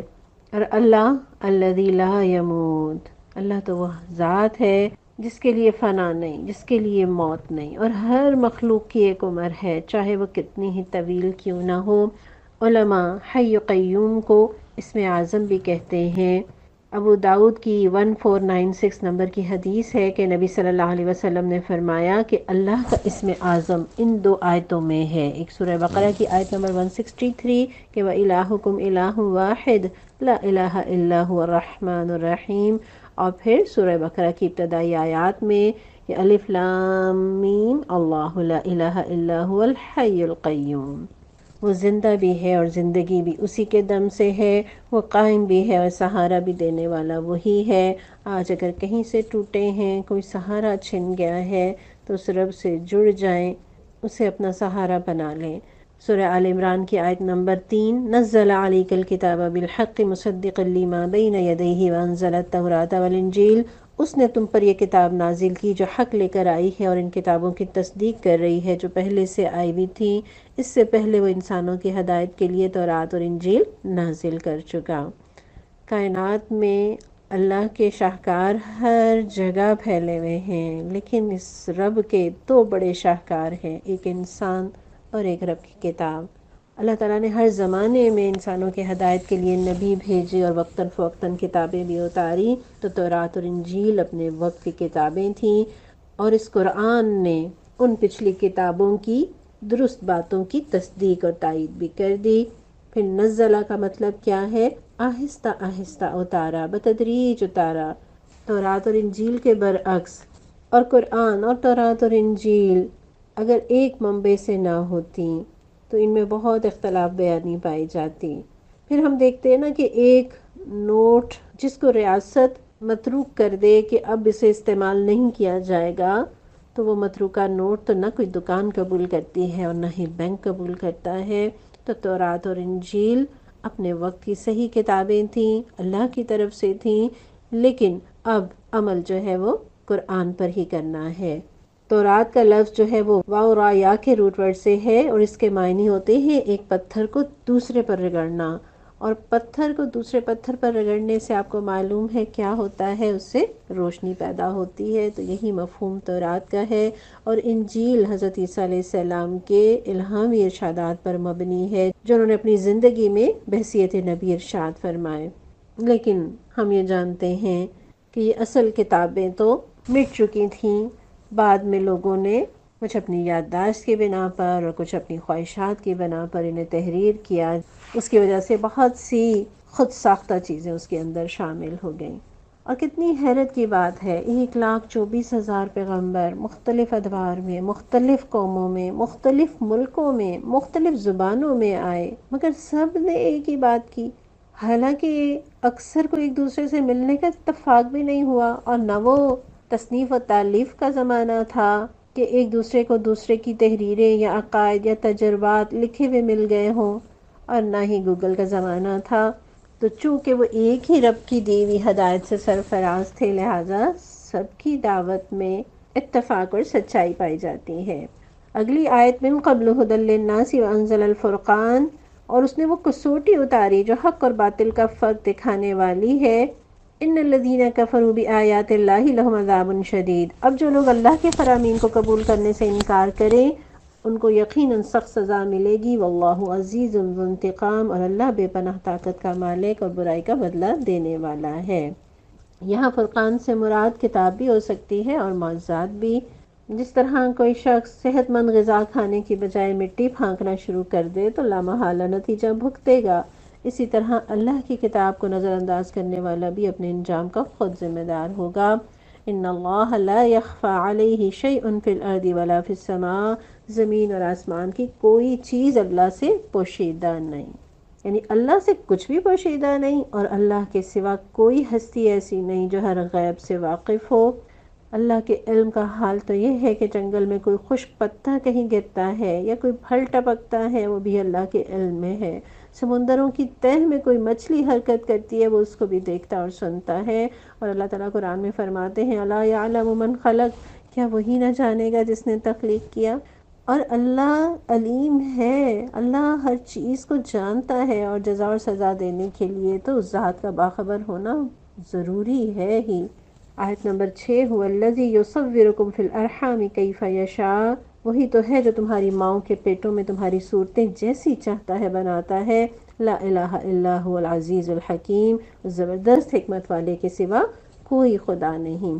پچھلی آیت میں اللہ تعالیٰ نے بتایا کہ وہ ہر پوشیدہ چیز سے بھی واقف ہے، تو یہاں اللہ تعالیٰ نے اس کی دلیل دے دی کہ تمہاری ماؤں کے پیٹوں میں 3 تاریک پردوں میں کون ہے جو تمہاری صورت گری کرتا ہے۔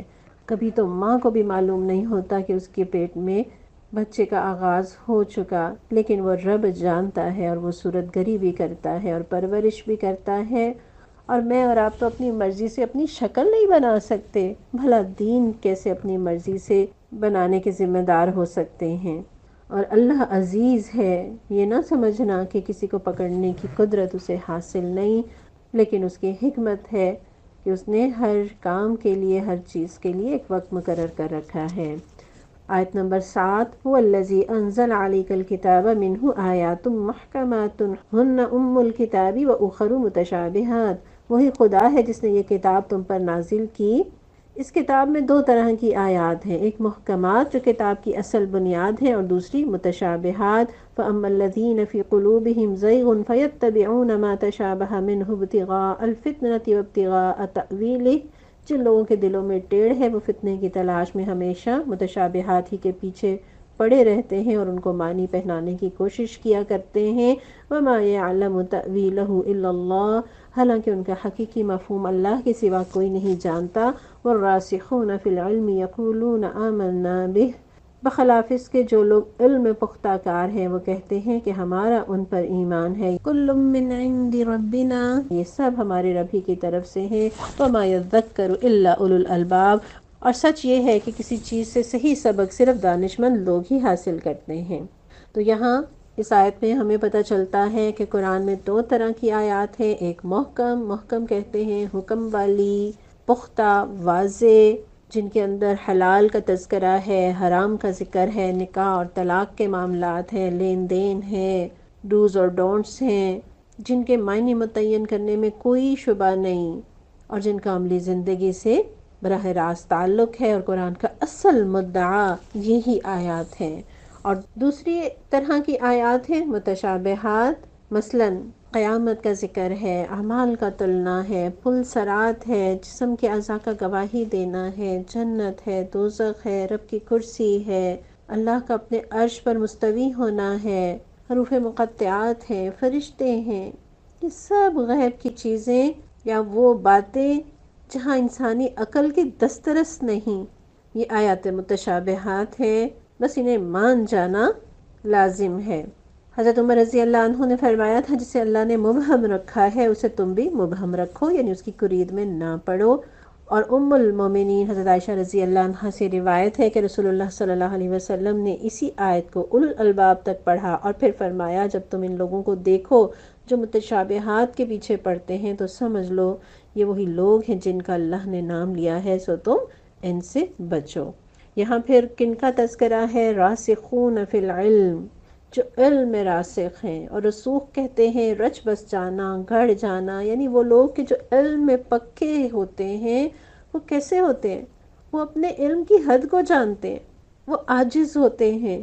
اللہ ہمیں بھی علم میں رسوخ عطا فرمائے۔ نافع بن یزید کہتے ہیں راسخ العلم وہ ہیں جو متواضع ہیں، یعنی عاجزی کرنے والے ہیں، رب کی رضا کے طالب ہیں، اپنے بڑوں سے مرعوب نہ ہوں، اپنے چھوٹوں کو حقیر نہ سمجھیں۔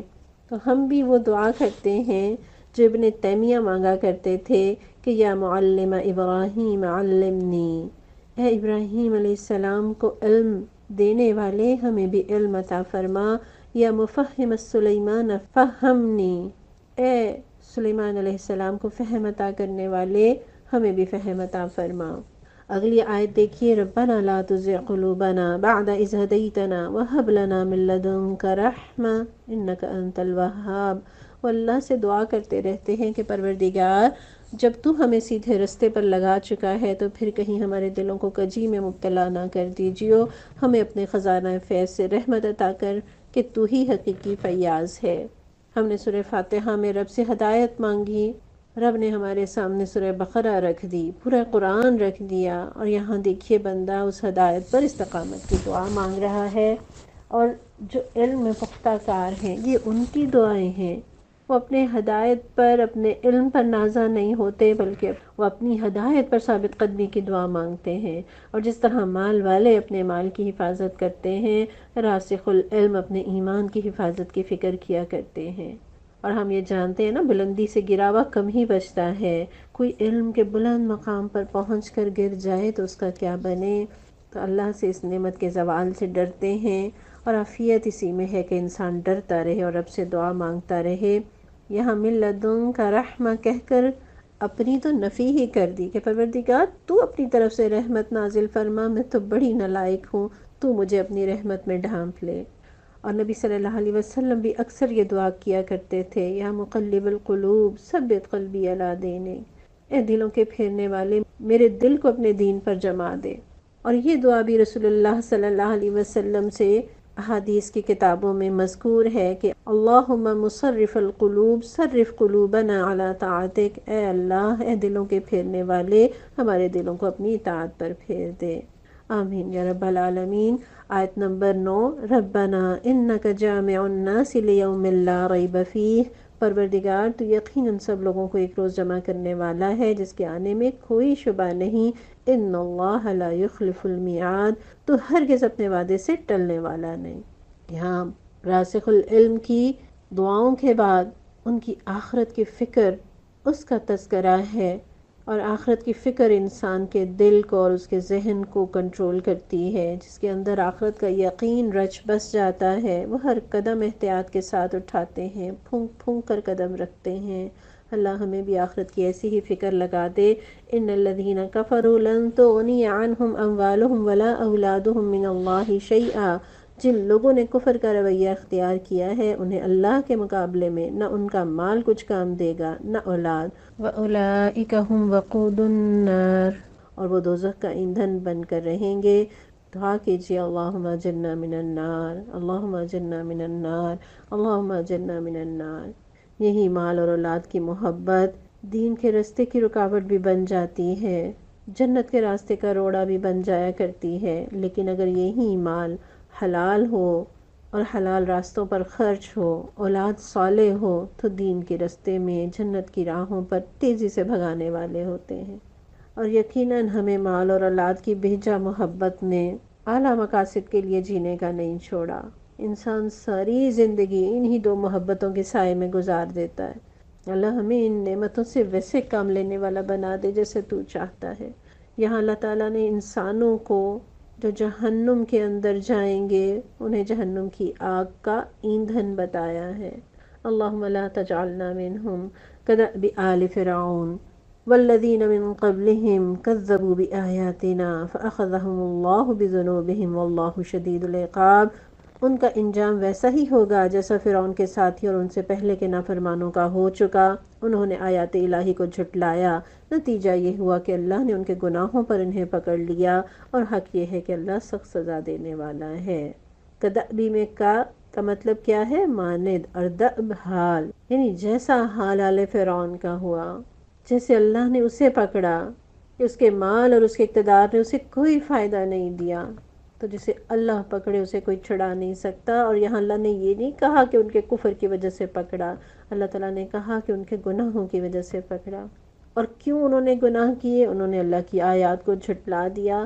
تو کوئی میڈیکل کی کتاب پڑھے بغیر تو ڈاکٹر نہ بن سکے، لیکن قرآن کو مانے بغیر، اس پر عمل کیے بغیر مومن اور مسلم کہلائے، یہ کیسے ممکن ہے؟ اور اللہ تعالیٰ نے یہاں یہ بھی بتا دیا کہ فرعون کی مثال سے واضح ہے کہ اللہ بعض اوقات گناہوں کی وجہ سے دنیا میں بھی پکڑتا ہے، اور اللہ کی پکڑ بڑی سخت ہے۔ قُلْ لِلَّذِينَ كَفَرُوا سَتُغْلَبُونَ وَتُحْشَرُونَ إِلَى جَهَنَّمَ وَبِئْسَ الْمِہَادُ، پس اے محمد صلی اللہ علیہ وسلم، جن لوگوں نے آپ کی دعوت کو قبول کرنے سے انکار کر دیا ہے ان سے کہہ دیجئے کہ قریب ہے وہ وقت جب تم مغلوب ہو جاؤ گے اور جہنم کی طرف ہانکے جاؤ گے، اور جہنم بڑا ہی برا ٹھکانہ ہے۔ یہاں کفرو سے مراد مشرکین مکہ بھی ہو سکتے ہیں جن کے ظلم و ستم کی وجہ سے مسلمان ہجرت پر مجبور کر دیے گئے، اور یہودی اور عیسائی بھی مراد ہو سکتے ہیں جو وہاں موجود تھے یا وفد کی صورت میں ملنے آتے۔ اللہ تعالیٰ نے یہاں پیشن گوئی فرما دی کہ ان قریب یہ لوگ مغلوب کر دیے جائیں گے اور جہنم کی طرف ہانکے جائیں گے، اے نبی جو آپ کی دعوت کو قبول کرنے سے انکار کرتے ہیں۔ آیت نمبر 13، قَدْ كَانَ لَكُمْ آیَةٌ فِي فِئَتَيْنِ الْتَقَتَا، تمہارے لیے ان دو گروہوں میں ایک نشان عبرت تھا جو بدر میں ایک دوسرے سے نبرد آزما ہوئے۔ فِئَةٌ تُقَاتِلُ فِي سَبِيلِ اللَّهِ وَأُخْرَى كَافِرَةٌ يَرَوْنَهُمْ مِثْلَيْهِمْ رَأْيَ الْعَيْنِ، ایک گروہ اللہ کی راہ میں لڑ رہا تھا اور دوسرا گروہ کافر تھا، دیکھنے والے بچشمے سر دیکھ رہے تھے کہ کافر گروہ مومن گروہ سے دو چند ہے۔ واللہ یؤید بنصرہ من یشاء، مگر نتیجے نے ثابت کر دیا کہ اللہ اپنے فتح و نصرت سے جس کی چاہتا ہے مدد کر دیتا ہے۔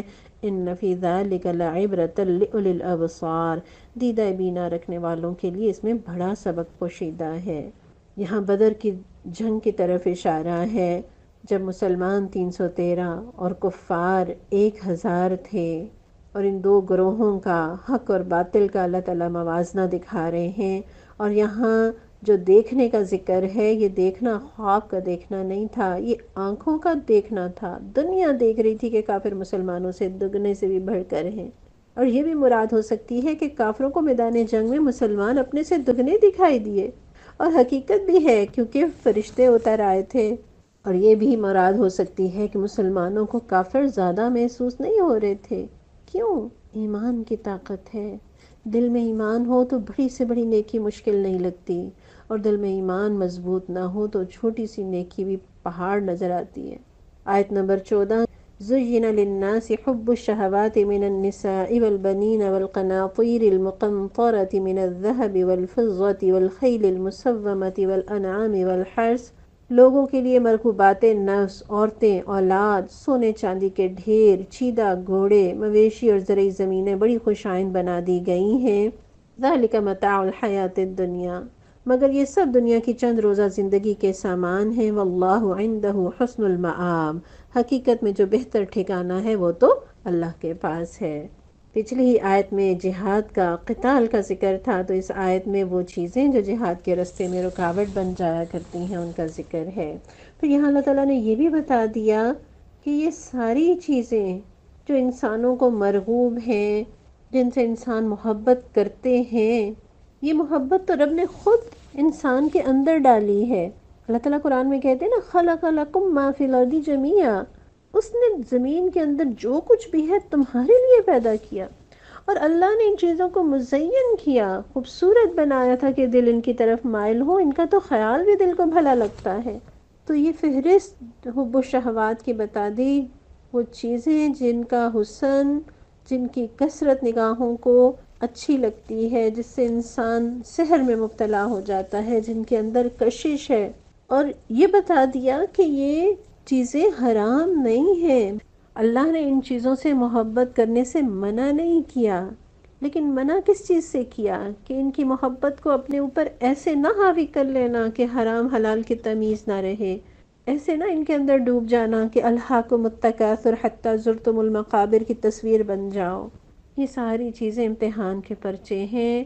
جو سٹوڈنٹ پرچے میں حاضر رہتا ہے، پرچے کو حل کرنے کی کوشش کرتا ہے، کچھ اس سے غلطیاں بھی ہو جاتی ہیں، اس کے پاس ہونے کی تو یقیناً امید ہے، لیکن وہ طالب علم جو پرچہ ہی چھوڑ کر بھاگ جائے یا پرچہ ہی نہ دے تو اس کا فیل ہونا تو یقینی ہے۔ تو ان پرچوں سے واک آؤٹ بھی نہیں کرنا۔ اسلام میں ترک دنیا نہیں ہے اور نہ ہی غرق دنیا ہے۔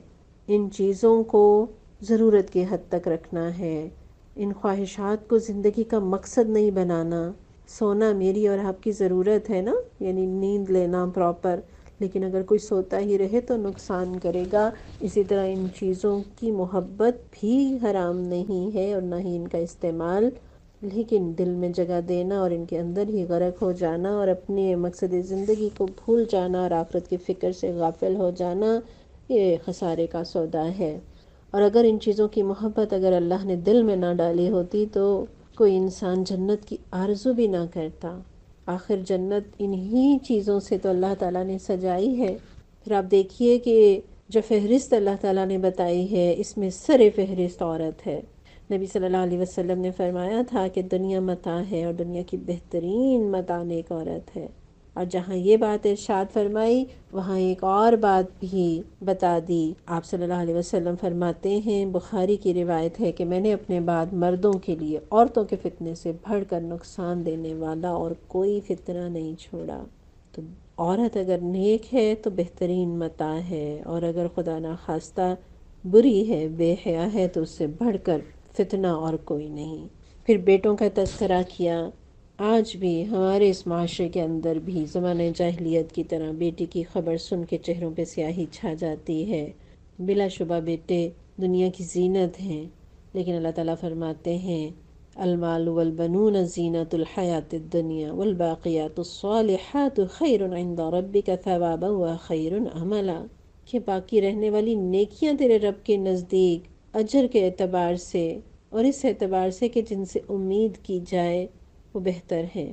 تو اللہ نے تو بیٹے دیے تھے جنت کمانے کے لیے، مال دیا تھا کہ جنت کے اعلیٰ درجے پالیں، ان سے جنت کمانے کی بجائے دنیا سجانے میں لگ گئے، فخر کرنے لگ گئے۔ تو اللہ سے دعا کرتے ہیں اللہ تعالیٰ ان تمام سننے والی بہنوں کو صالح بیٹوں سے نوازے، اور جن کی اولادیں ہیں اللہ ان کی اولادوں کو ان کے لیے بہترین صدقہ جاریہ بنا دے۔ پھر قناطیر کا ذکر ہے، سونے چاندی کے ڈھیر، یعنی نوٹوں کی گڑیوں کی گڑیاں، اور مال انسان کو بڑا پیارا ہوتا ہے۔ قرآن میں اللہ تعالیٰ فرماتے ہیں وَإِنَّهُ لِحُبِّ الْخَيْرِ لَشَدِيدٌ، کہ بے شک یہ مال کی محبت میں بڑا شدید ہے۔ لیکن مال بذات خود بری چیز نہیں ہے۔ ایک حدیث کا مفہوم ہے کہ اچھا مال اچھے انسان کے لیے کیا ہی اچھی چیز ہے، یعنی انسان اس مال کے ذریعے کتنی ہی نیکیاں کما سکتا ہے۔ اور حضرت سلیمان علیہ السلام نے بھی فرمایا تھا نا انی احببت حب الخیر عن ذکر ربی، کہ میں نے اس مال کی محبت اپنے رب کی یاد کی وجہ سے اختیار کی ہے۔ اور قرآن کہتا ہے نا وَمِمَّا رَزَقْنَاهُمْ يُنْفِقُونَ، اور جو ہم نے انہیں دیا ہے اس میں سے وہ خرچ کرتے ہیں۔ مال ہوگا تو اللہ کے راستے میں خرچ ہوگا، تبھی صدقہ زکوٰۃ اور خیرات کر سکیں گے، جہاد کر سکیں گے، علم سیکھنے اور سکھانے کے لیے اپنے آپ کو وقف کر سکیں گے۔ تو اللہ تعالیٰ یہ بہترین مال جن سے ہم جنتیں کما سکیں، اللہ سننے اور سنانے والوں کو محروم نہ کرے۔ حضرت انس رضی اللہ عنہ کو نبی صلی اللہ علیہ وسلم نے مال اور اولاد میں برکت کی دعا دی تھی۔ اگر مال کوئی بری چیز ہوتی تو آپ صلی اللہ علیہ وسلم کیوں یہ دعا دیتے؟ بڑے بڑے اکابر صحابہ، حضرت ابوبکر رضی اللہ عنہ، حضرت عثمان رضی اللہ عنہ، حضرت عبد الرحمن بن عوف رضی اللہ عنہ مالدار تھے۔ حضرت خدیجہ رضی اللہ عنہ کیسی مالدار خاتون تھیں، اور کس طرح ان لوگوں نے دین کی سربلندی کے لیے اللہ کے راستے میں مال خرچ کیا۔ آج ہم ان کے نقش قدم پر چلنے کی آرزو رکھتے ہیں تو اللہ مال بھی دے اور دل بھی دے، مگر دل میں مال کو جگہ نہ دے۔ کیسے پیارے لوگ تھے جو دنیا کے بازار سے گزرے مگر دنیا سے دھوکہ نہیں کھایا، نہ دنیا کو دل میں بسایا۔ پھر یہاں اللہ تعالیٰ نے نشان زدہ گھوڑوں کا ذکر کیا، یعنی برانڈڈ سواریاں، برانڈڈ چیزیں۔ بس اللہ تعالیٰ ہمیں نیکی کے رستے پر چلنے کی توفیق دے، اور یہ ساری خوبصورت چیزیں، بہترین چیزیں ہمیں دین کے رستے میں استعمال کرنے کی توفیق دے۔ کافر تو خوبصورت چیزیں اور بہترین اعلیٰ کوالٹی کی استعمال کرے اور اپنے وقت اور صلاحیتوں کو بچائے، اور اگر مومن دین کے رستے میں اچھی چیز استعمال کرے اور لوگ منہ میں انگلی داب لیں کہ یہ دیکھو مولوی کو، ہرگز نہیں۔ یقیناً یہ دنیا اور اس کی ساری چیزیں اللہ تعالیٰ نے اصل میں مومنوں کے لیے ہی بنائی ہیں۔ قُلْ أَنَبِّئُكُمْ بِخَيْرٍ مِّن ذَلِكُمْ، کہو میں تمہیں بتاؤں ان سے زیادہ اچھی چیز کیا ہے۔ لِلَّذِينَ اتَّقَوْا عِندَ رَبِّهِمْ جَنَّاتٌ تَجْرِي مِن تَحْتِهَا الْأَنْهَارُ خَالِدِينَ فِيهَا وَأَزْوَاجٌ مُّطَهَّرَةٌ وَرِضْوَانٌ مِّنَ اللَّهِ وَاللَّهُ بَصِيرٌ بِالْعِبَادِ۔ جو لوگ تقویٰ کی روش اختیار کریں ان کے لیے ان کے رب کے پاس باغ ہیں جن کے نیچے نہریں بہہ رہی ہوں گی۔ اللہ یہ باغ ہمارے مقدر میں بھی کر دے، انہیں ہمیشہ کی زندگی حاصل ہوگی، پاکیزہ بیویاں ان کی رفیق ہوں گی۔ اللہ ہمیں پاکیزہ زوج بنا دے، اور اللہ کی رضا سے وہ سرفراز ہوں گے۔ اللہ ہمیں اپنی رضا سے محروم نہ کرنا۔ اللہ اپنے بندوں کے رویے پر گہری نظر رکھتا ہے۔ یہاں جن جنتوں کا ذکر ہے یہ جنتیں کن کے لیے؟ للذین اتقوا، جو گناہوں سے بچتے رہے، جو دنیا میں ایسے نہیں رہے کہ آخرت کو بھول گئے ہوں۔ پھر یہاں اللہ تعالیٰ نے اپنی رضا کی بات کی ہے۔ جنتوں میں جانے کے باوجود، نعمتیں پانے کے باوجود اللہ تعالیٰ کس نعمت کا ذکر کر رہے ہیں کہ وہ اللہ کی رضا سے سرفراز ہوں گے، اور یہ ساری نعمتوں سے بڑی نعمت ہے۔ بخاری کی روایت میں آتا ہے رسول اللہ صلی اللہ علیہ وسلم نے فرمایا، اللہ اہل جنت سے فرمائیں گے کہ اے جنت والو، جنتی جواب دیں گے ہم حاضر ہیں ہمارے پروردگار تیری سعادت حاصل کرنے کے لیے۔ اللہ پوچھے گا کیا اب تم لوگ خوش ہوئے؟ وہ کہیں گے اب بھی بھلا ہم راضی نہ ہوں گے، کیونکہ اب تو نے ہمیں وہ سب کچھ دے دیا جو اپنی مخلوق کے کسی آدمی کو نہیں دیا۔ اللہ فرمائے گا میں تمہیں اس سے بھی بہتر چیز دوں گا۔ جنتی کہیں گے اے رب اس سے بہتر اور کیا چیز ہوگی؟ اللہ فرمائے گا میں تمہارے لیے اپنی رضامندی کو ہمیشہ کے لیے دائمی کر دوں گا، یعنی اس کے بعد کبھی تم پر ناراض نہیں ہوں گا، گویا جیسے چاہو جیو۔ اللہم اجعلنا منہم۔ آیت نمبر 16 الذین یقولون ربنا اننا آمنا فاغفر لنا ذنوبنا وقنا عذاب النار، یہ وہ لوگ ہیں جو کہتے ہیں مالک ہم ایمان لائے، ہماری خطاؤں سے درگزر فرما اور ہمیں آتش دوزخ سے بچا لے۔ یہاں بھی مومن کا حال ماضی اور مستقبل دکھائی دے رہا ہے۔ حال کیا ہے؟ ربنا اننا آمنا، پروردگار مان گئے، ایمان لے آئے۔ ماضی کیا ہے؟ فاغفر لنا، ماضی میں جو کوتاہیاں ہوئیں، جو منمانیاں کی، پروردگار معاف کر دے۔ اور وہ ماضی کے حوالے سے مایوس نہیں ہے، نا امید نہیں ہے، ڈپریشن میں نہیں ہے، ہاں ندامت اور معافی کی درخواست ہے۔ پھر مستقبل میں کوٹھی اور کار کی فکر نہیں ہے، آگ کے عذاب سے بچنے کی فکر ہے۔ اور یہاں یہ بھی دیکھیے کہ ایمان بھی ایک عمل ہے، وہ اپنے ایمان کے عمل کا واسطہ دے رہے ہیں اور ایمان کے علاوہ کسی عمل کا ذکر نہیں کر رہے۔ حالانکہ پچھلی آیت میں ان کے تقوی کا ذکر تھا، ان کے گناہوں سے بچنے کا ذکر تھا، اور اگلی آیت میں ان کی نیکیوں کا اللہ خود ذکر کر رہے ہیں، لیکن وہ خود اس شعر کی طرح کیا فائدہ فکر بیش و کم سے ہوگا، ہم کیا ہیں کہ کوئی کام ہم سے ہوگا، جو ہوا ہوا کرم سے تیرے، جو ہوگا تیرے کرم سے ہوگا۔ اپنی کسی نیکی پر مان نہیں ہے، کسی نیک عمل کا اظہار نہیں ہے کہ ہم نے یہ کیا اور وہ کیا، بس پروردگار ہم ایمان لے آئے ہیں، ہماری خطاؤں سے درگزر کر دے۔ تو دعا جو ہوتی ہے نا، وہ انسان کے اندر کی کیفیات کا اور چاہتوں کا اظہار ہوتی ہے۔ اللہ ہمیں بھی ایسی ہی دعائیں کرنے والا بنا دے۔ اللہ تعالیٰ ان مومنوں کو جو صرف اپنے ایمان کا اظہار کر رہے ہیں، اللہ تعالیٰ بتا رہے ہیں کہ دیکھو وہ کیسے عمل کرنے والے لوگ تھے، الصابرین والصادقین والقانتین والمنفقین والمستغفرین بالاسحار، یہ لوگ صبر کرنے والے ہیں، راست باز ہیں، فرما بردار ہیں، فیاض ہیں، اور رات کی آخری گھڑیوں میں اللہ سے مغفرت کی دعائیں مانگا کرتے ہیں۔ یعنی یہ لوگ نیکیوں پر ڈٹے ہوئے مستقل مزاج ہیں، ایسا نہیں ہے کبھی نعمتیں پا کر پھسل گئے، کبھی نعمتوں کے چھن جانے پر دین چھوڑ بیٹھے۔ یہ نیکی پر جم جانے والے لوگ ہیں، یہ سچے ہیں، ان کی بات بھی سچی، ان کا عمل بھی سچا، اور ان کے قول اور عمل میں مطابقت بھی ہے۔ پھر قانتین، جھک جانے والے، مان جانے والے، فرما بردار۔ اللہ کرے کہ ہم صرف درس کی محفل کے مسلمان نہ بنیں، تنہائیوں میں بھی مسلمان رہیں، شادیوں میں بھی، معاملات میں بھی، دن میں بھی اور رات میں بھی۔ پھر ان ساری نیکیوں کے ساتھ ساتھ وہ اللہ کی راہ میں خرچ کرنے والے بھی ہیں، اور ایسی خوبصورت زندگی گزارنے والے، ایسے بہترین عمل کرنے والے، راتوں میں اٹھ اٹھ کر رب سے معافی مانگتے ہیں، رب سے استغفار کرتے ہیں۔ دن کیسے خوبصورت ہیں اور راتیں کیسے رب کے حضور معافی مانگتے ہوئے گزرتی ہیں۔ یہ ہے رول ماڈل میرے اور آپ کے سامنے۔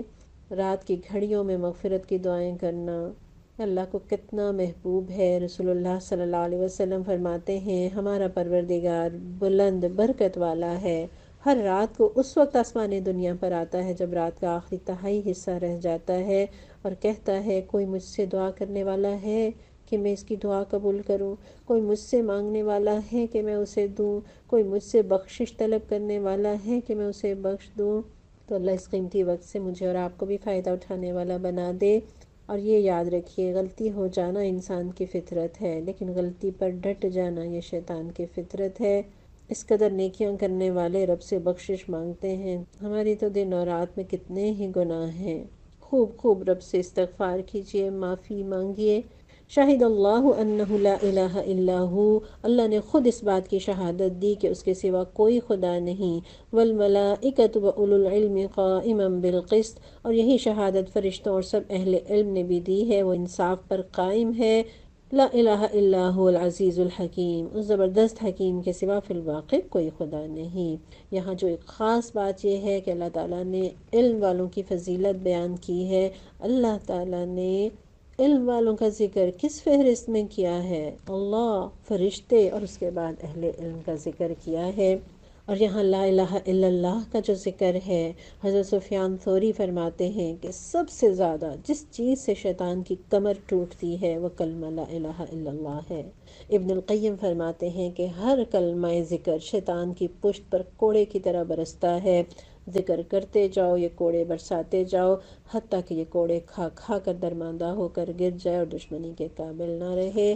الحمدللہ یہاں ہمارا تیسرا پارہ نصف تک مکمل ہوا۔